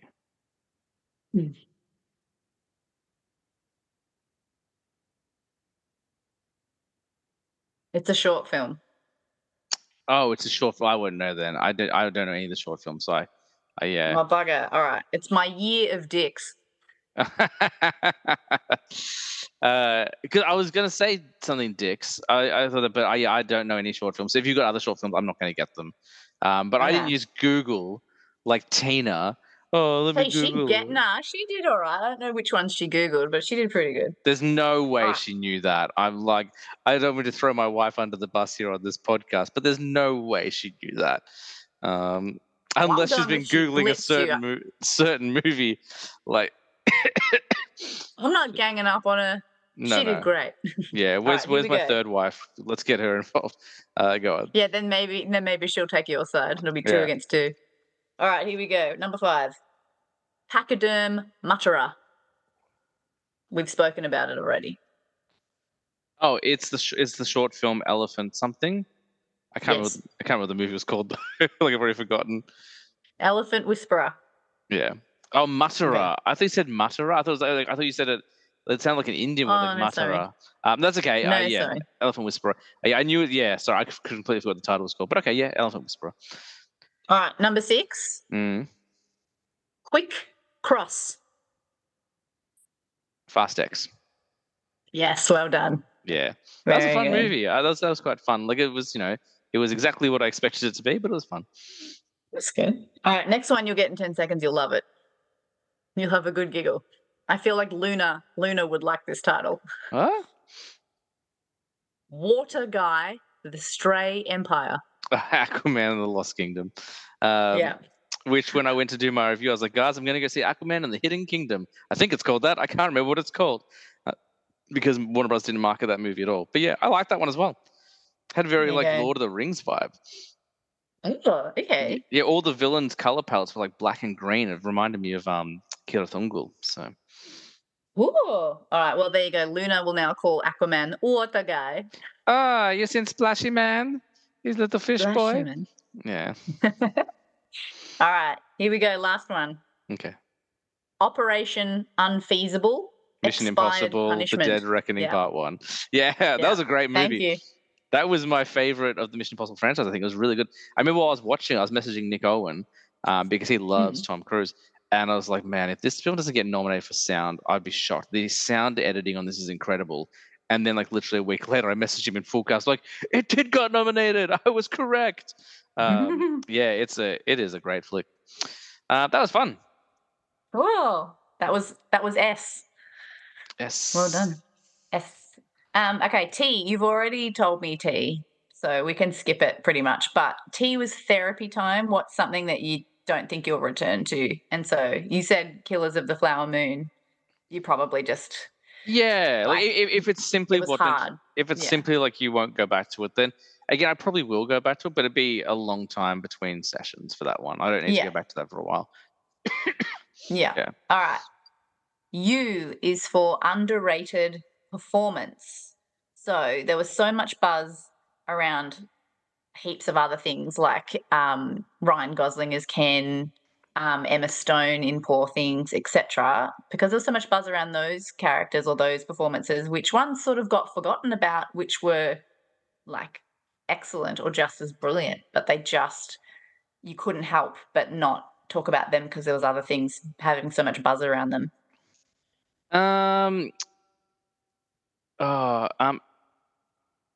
I think I'm going to pronounce her name right. It's like Imani Vellani. The girl who plays Miss Marvel in the Marvels is brilliant. Is fantastic. Is probably the most fun performance of the year. She's so good in it. The true downfall of that film is that they didn't call it Miss Marvel. If they've called it Miss Marvel and really made a focus on her, I think we've done a lot better. I liked the Marvels quite a bit, but she is by far and away the best part of that movie, and makes me excited for the future of the MCU. Like I know over the last couple of years, like especially since Endgame, really people are like, oh, I don't know, like have they lost it? And it's like, no, like you idiots just aren't listening. Like they said after Endgame, we're going small again, and I like she and all the young talent who have started joining, like Catherine Newton as Cassie Lang in Ant-Man and stuff like that. Like they're the next generation, but like she is so brilliant. Her show was fantastic, and she held her own against not only Brie Larson, but also against like Samuel L. Jackson. Like she's excellent in it. So she's a really strong contender. No one's talking about Dave Bautista from Knock at the Cabin. I thought he was fantastic. It's a movie that is probably on the weaker side of the scale for Shyamalan. I think Shyamalan is again like a director that people love to pile on because he's easy to pile on. But like, because like, oh, he's just got a gimmick, and I'm like, yeah, okay, but his gimmick is making every single movie have a twist ending. Do you have any idea how ridiculously difficult that is? To do it once with Sixth Sense is a magic trick. To do it again and again with most of his films, like cut the guy a break. And Bautista, I thought was fantastic in it. Like I'm so used to seeing him as Drax and kind of either playing very quiet roles or kind of like silly roles, but this was very different. He was great in it. Let's have a look. Emily Blunt. Oh no, Emily Blunt got the best supporting actress nod, so she got her props. That's fine. Patrick Dempsey in Thanksgiving, I thought was brilliant. I thought it was really fun. I've never been a Patrick Dempsey guy. I'm converted after that movie. It didn't get any Oscar buzz, but Tobin Bell as Jigsaw in Saw X is one of the greatest performances of the year. Like, it took them 60 years to give this guy something meaty to do. It was kind of like it felt very similar to like when we all discovered Christoph Waltz in Inglourious Basterds. It's like, where's this guy been hiding? Ah, And it's like he had a whole okay. career, just no one knew about it. And same with Tobin Bell. He's done most of the Saw movies, but this one they actually gave him something to do. I would also add Daniel Kaluuya and Karan Soni from Across the Spider-Verse. Like, I think their performances as Spider-Punk and Indian Spider-Man, respectively, are really, really fun. There's a ton of underrated performances. I also think Lily Gladstone from Kills the Flower Moon, she got nominated for Best Actress. I still don't think we're talking about it enough. I think Ah, and I talked about this in my kind of Oscar breakdown. Whilst it's a true shame that the two women responsible for Barbie didn't get nods, let's not confuse. Like yes, they should have been. They should be recognized, especially considering that like the one person who did get a nod was Ryan Gosling, and that whole film is kind of the message is opposite that. But we did get America Ferrera nominated, who not only yes, is a and so she woman should have been. but also a Yeah. person of color, and a minority. But also Lily Gladstone is the first ever Native American actress to ever get nominated for this role. Mm. And that's huge, and she's brilliant in it. I remember when I came out, I was like, wow, like if she doesn't get a nod, there's something wrong with Hollywood. I don't know whether she'll win because Emma Stone is so brilliant in Poor Things, but she's excellent. So even though she did get the nod, I don't think people are talking about her enough still. But I also run in pretty close circles, so you might find people like, oh, she's getting plenty of chatter. But those are just a few. Like, it was a great year for performances. Nice. All right. V, valiant effort. Didn't quite hit the mark, but tried their best. That was one of my ones. Mm-hmm. I was googling like words like a madman. I'm like, what can we do for V? Because all I could think of was Viagra, and I'm like, which film turned you on? I'm like, Dude, I had to do X, Y, and Z. Like, that's true. yeah. Close but no cigar. What came close but no cigar?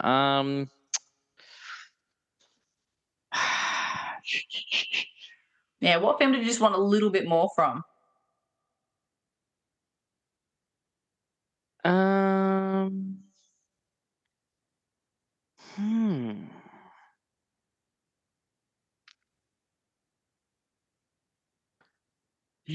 I'm gonna say, and this might surprise people. I'm going to say, and it's gonna surprise people because they're like, "What were you expecting?" Anyone Mm. But You. I really liked Anyone But You with Sydney Sweeney and Glenn Powell.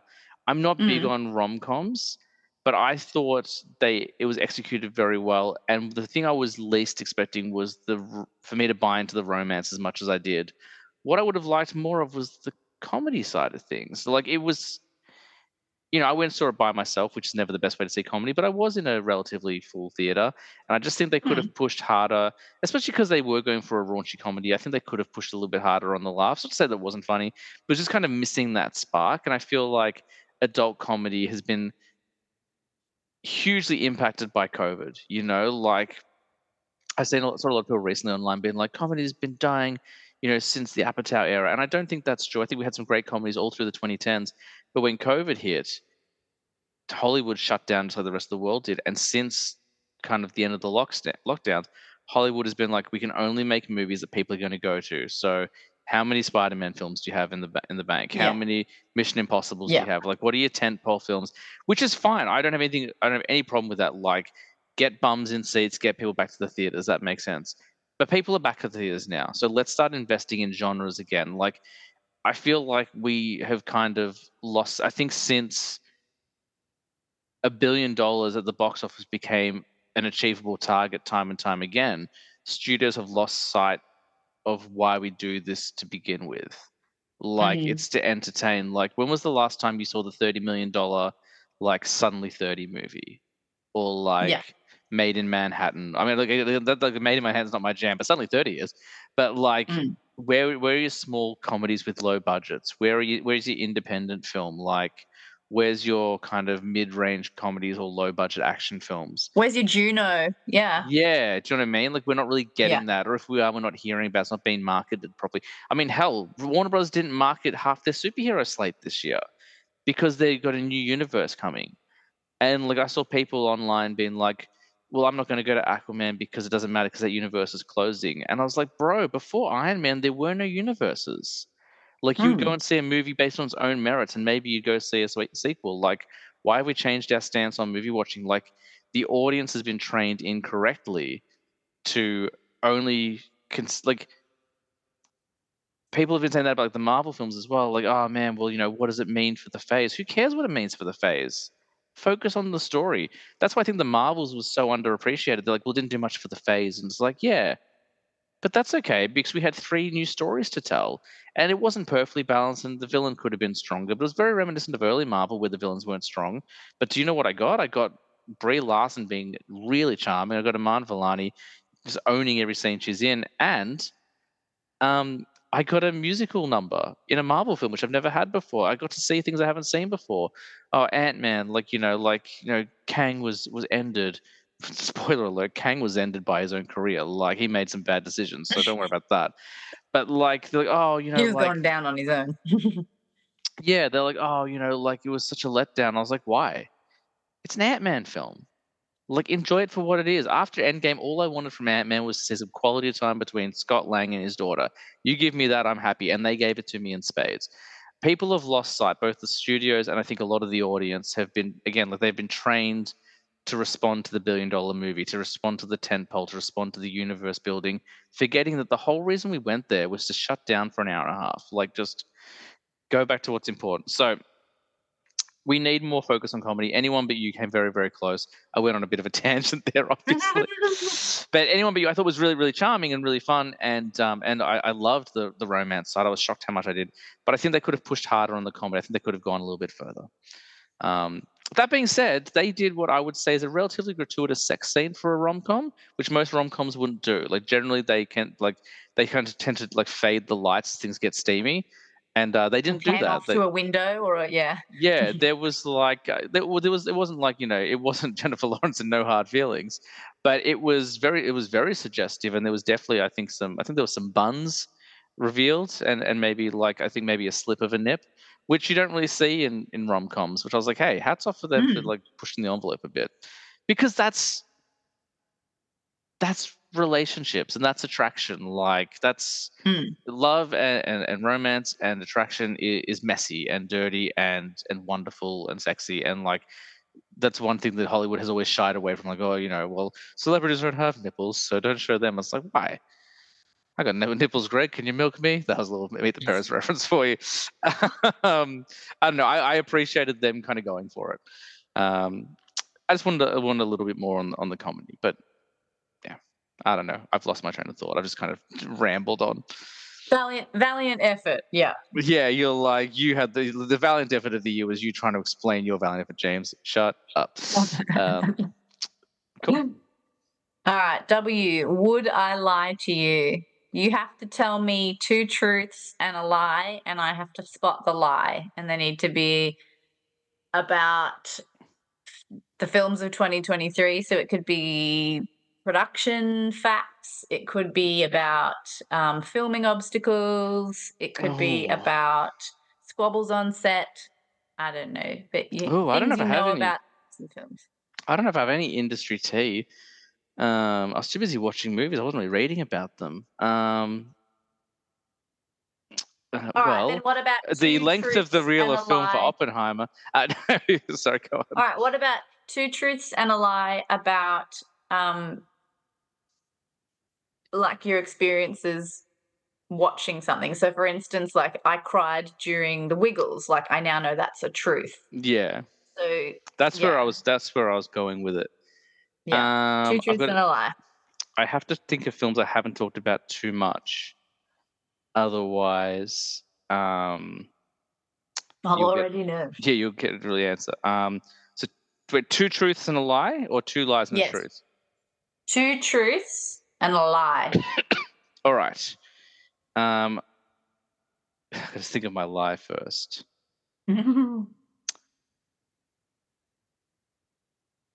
Okay.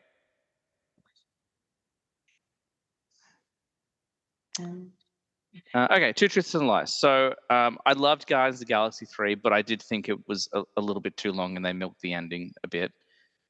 It would have been better if it was a little bit short. I just thought there's a bit of fat in there to trim. I cried in every single DC movie that came out, every single one of them. And I think that Talk to Me is a long-awaited new Australian classic. Oh my god. Okay. Repeat them. Go. Just so I can You're make sure. testing me to see if I remember. No, Guardians 3 I really enjoyed, but I did think it was too long. I think they needed to probably trim it down a little bit. Just was a little bit bloated, especially towards the end. I cried during every single DC movie at least once. And I think Talk to Me is a new Australian classic, long awaited for the genre. Oh, okay. So definitely you cry a lot. So I'm saying the crying is true. In the DC ones, okay. Yeah, because you cry a lot in films. Happy, sad, excited. I think that the latest Guardians one was a bit, I don't know, it lost me a little bit and it did feel a little bit longer. There was a moment where I was like, oh, how much longer have we got to go? So I reckon that's the truth as well. But I don't think that's your truth. I think that's your lie. The Guardians one is your lie. That is correct. Yeah, that is that. Yeah, I was perfectly happy with it. I could have kept going. That flick was was devastating, but I could have kept going through that emotional turmoil for another hour. I thought it was brilliant. So that was my lie. Yeah, cried in all the DC I films. thought so. Yeah, Shazam. Yeah. Shazam. I knew it was coming, and it still made me cry. Probably made me cry the hardest. Flash, I cried. It was very much DC did a really wonderful thing last year and made all their films character driven and about family kind of turmoil, and it worked really in their favor. And the idea of coming together and overcoming things as a family. And Talk to Me is brilliant. We haven't had a good Australian horror film since The Loved Ones, so it was long overdue, and it was excellent. So yeah, Nice. you caught me out. I thought so because I was like, you wouldn't trash a Guardians. No, but I would be honest about length. There have been times I'm like, it's a bit long, but otherwise, Well, that being said, I can't think of a single Marvel film I've said that about. So yeah, it's so hard for me to come up with lies. All right, X. I had to look up a word starting with X. So yeah, Zenia is a Greek word and it's about friendly or hospitable. So if you could step inside a film and just become part of the landscape or just suddenly you just fit and you live there, what film would it be? Would it be Super Mario? I think that was the first thing that came to my mind. It wouldn't be Spider-Verse. That's too chaotic. It wouldn't be Turtles either. That's fun, but humans are not safe in the world of that movie. And I won't spoil it. It's certainly not Oppenheimer. It wouldn't be Barbie. Nah. Wouldn't be Godzilla. No, certainly wouldn't be Godzilla. Wouldn't be Saw. It wouldn't be any horror film, actually. There's no horror film that I'm like, oh, this seems like fun. I think it might be Super Mario. No one really got harmed in Super Mario. Even the bad guys didn't die. There's one turtle that Bowser breathed fire and just turned to a skeleton turtle and kept going. And it seems like that the power-ups affect anyone, regardless of whether they're from the Mushroom Kingdom or not. And it's very cute and very familiar. So it probably is Mario. It's certainly not Saltburn. Oh God, no. I just can't make it work to Murder on the Dance Floor. So I'm just thinking as if I'm ever getting into Oxford.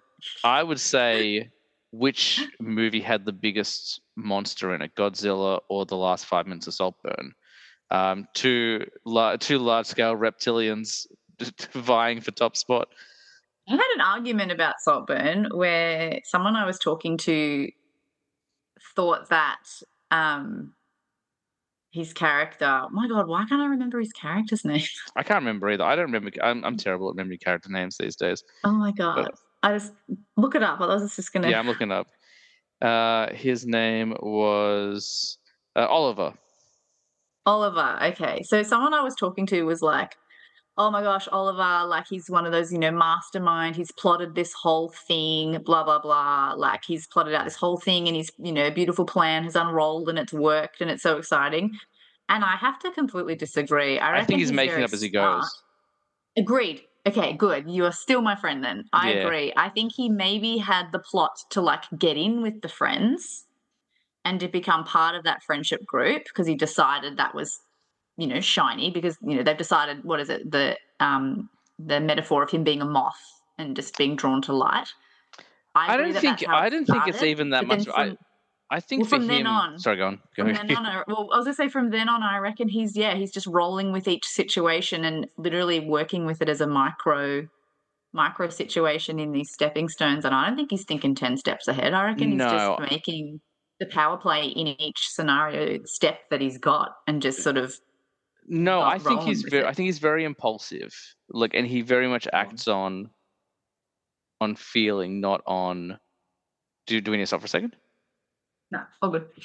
Yeah, I don't think it's a plan. I think he acts on emotion and impulse. Like that whole vampire scene, like that wasn't Yeah. planned.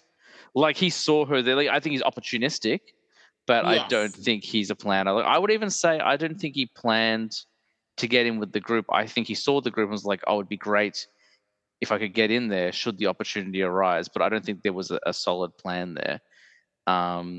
Like I don't think he planned to Hang on a second, desecrate. but of course he did. He popped Thingo's bike tire so he could have Oh, a that's meeting so true. that He he could did. drop it back to him so that he That's could go true. to He the did pub with too. them. I forgot about that. That So was he like set up the that meeting was of like getting 60 to the movies pub. ago for me. So Yeah, true. yeah. So he set up that scenario so he could at least go to the pub with them and have them feel sort of sorry for him or And like he definitely take him in a bit. he did plan the downfall of Farley. Like that was planned as well. But I don't think it was Yes. planned when he arrived at Saltburn. I think that was Agreed. it Yeah. was he responded to his situation like I need to take care of this annoyance. Yes. Yeah, so like Yeah. I don't think it's like spoiler alert for Saltburn for those who haven't seen it. If you haven't, it's been free on Amazon for like 2 months. Like that's your own fault. I was being aggressive towards the audience. It's not your own fault, guys. If you haven't seen it, like just take your time. It's cool. I don't think when he first saw Jacob Elordi at the start of the movie, he was like, "Well, I'm going to make sure that everyone in his family dies, and I'm going to desecrate his grave." I don't think any of that was planned. I think I think there are some plans, but it's like when the opportunity strikes, I'm going to just act impulsively. So yeah. Yeah. I'm totally with you for that. Yeah. So anyway, that This was is our why you're tangent. this is why you're my second wife. All right. Why? Why is for yummy yummy. And tell me about a food item from a film that you're like, oh, give me a slice of that cake. So the last 5 minutes of Saltburn. No, I'm just kidding. Yummy yummy. There was Scene. there was definitely an array of charcuterie in the last 5 minutes because he just had his big old salami out. You're about to say in Saw. No, Saltburn. I'm still talking about his dick. Let me think. Is there like a feast scene anywhere or a Well, look, party where there's some my good food? immediate thought jumps to Wonka. Okay. Yeah. But also, I don't think there was a particular lot of chocolate in Wonka. So you've seen Wonka? Yeah, I saw it New Year's Day. I haven't seen it, and I have no intention of seeing it. It's that one made me cry as well. I don't want a prequel. Not that nobody asked for it or anything, but No. personally, I don't need it. So I'm not gonna watch it. It was directed by the guy who did Paddington, so it's very charming. Timothée Chalamet is an interesting pick. I've always been on record as saying I've never quite got Timothée Chalamet. He's never he's always kind of played very. I've always been like I don't know whether he's he just plays jerks or he is a jerk. But in Wonka, I don't know whether he was the right pick because when he's doing the grounded emotional stuff, he's fantastic. And I'm fully converted. I watched that and I watched Bones and all. I'm like, this kid's amazing. I'm on the Chalamet train now. But when he's trying to be Wonka, by being silly and whimsical, it doesn't quite. I don't buy it. Have you seen Have you seen all the comments and the parallels of Jeremy The Allen bear? White looking Yeah, like a young Yes, I've Gene seen those. Wilder. I still haven't watched The Bear, but I've seen those memes. I'm like, yeah, he is a good call actually. Yeah. Yeah, it's like, I'll tell you what, like I enjoyed it more than I expected I would, and it's also a musical, which they didn't advertise. So like it's Mm. because Hollywood doesn't advertise musicals anymore because they don't see any, just like with the rom-com thing and everything else, like they're not investing in them, so they don't advertise musicals. Like Mean Girls, we knew was a musical because we know Mean Girls, but if you didn't know Mm. that, the advertising doesn't suggest it's a musical at all. But yes, the only thing with Wonka, I said to Tina after I saw it, I was like, look, I quite enjoyed that, but I really want to know the story between this movie and the Gene Wilder one, because things ended very well in this movie and he is not a happy man in the next one. So tell me that story. Like, where did it go wrong? Yeah. Um, Slughorn. Where does it get to Slughorn stealing all these inventions and all Slughorn these is in. ideas? Slughorn is in Wonka. Cool. Yeah. Unfortunate last name. Yeah. Um, oh my goodness. I never realized that Slughorn was also. I completely forgot that Slughorn is a character in Wonka and in Harry Potter. I just made that connection now. Okay. Anyway. So not Wonka is my answer. Not Wonka. So I'm trying to think of like a food that showed up in a movie. Hmm. I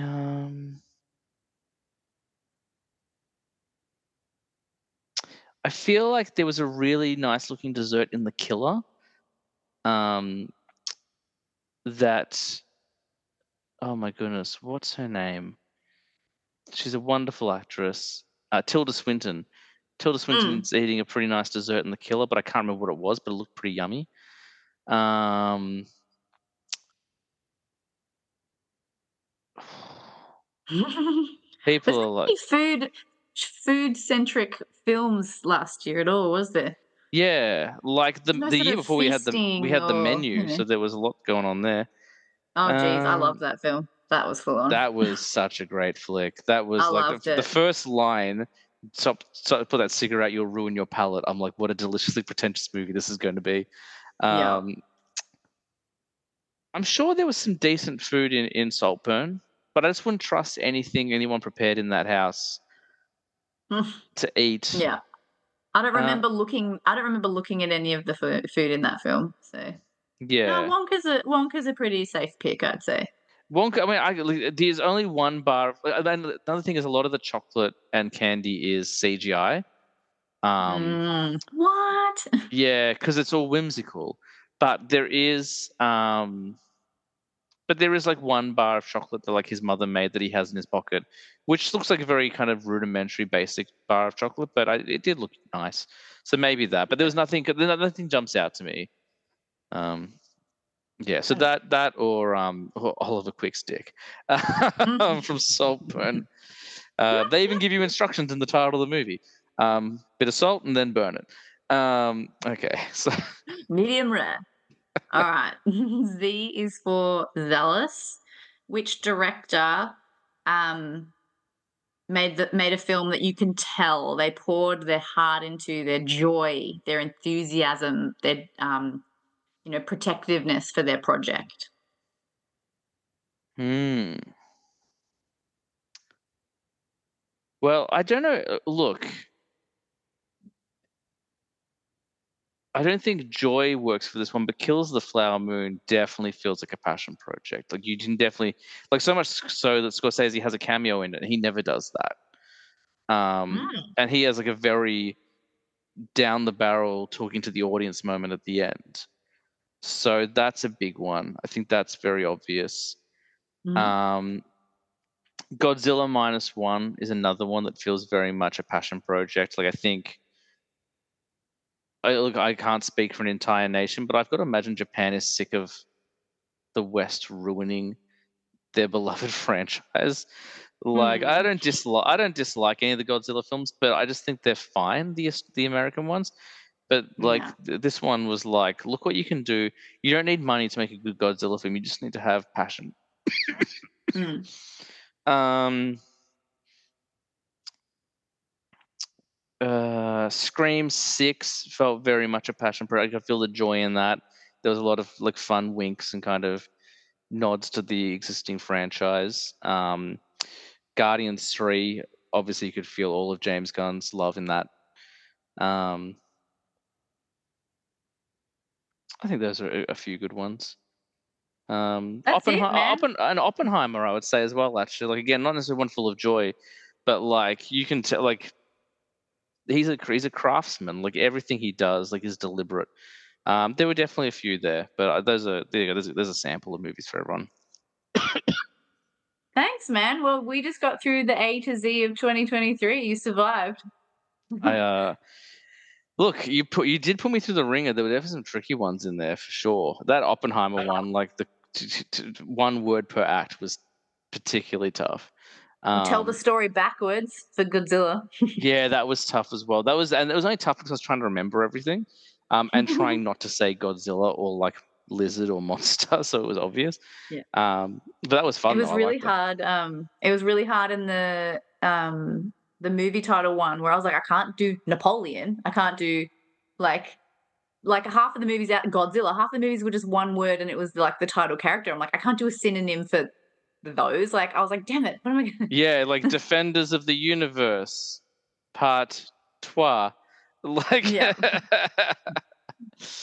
No, that was fun. That was. I just realized what time it was. It's almost 11 o'clock. Well, we did talk for about half an hour before we started recording, so it's probably the episode's probably just over 2 hours long. But that was fun. I always enjoy handing the reins over to someone. It doesn't happen very often, but one thing I like doing with the show has been like, hey, you're good at this. Like, you take the lead and come up with some ideas and put me through the ringer, because that's what I do with everyone every week. So, and I knew I was looking for. I'm like, I know Maddie's gonna like. There'll be planning. There'll be like a theme. There'll be fun to be had. And it sounds like you're gonna have a lot of fun. I was like, I reckon I will, and I did. I did. So thank you for hosting the 2-year anniversary special. Thank you for trusting me to host it. I had a blast. Well, I think I said before we started recording, I was like, if the show ever became a job, which I'm not saying like I'm expecting it will, but if we plan for every worst case scenario, we should always plan for every best case scenario. That's my kind of feeling on life. And I was saying to you before the show that if somehow this ever became a career, like the first person I'd go to would be like you, like Maddie, like you got to be my producer. You got to make this work. Like you're instrumental in the goodness of this show. So I had full trust in you. Oh, thank you, man. I I love you too. I didn't say that. I was gonna make an Office reference, but I can't remember if you've seen The Office. But there's a great line where Michael, played by Steve Carell, there was a period in the show where he dated Pam's mum, and then they broke up really badly because he's immature. And when Pam gives birth to her first child, like her mother there, his ex-girlfriend is there, and she's leaving and she's saying goodbye to Pam. She's like, love you. And Michael thinks she's talking to him. She's like, love you too, as a friend.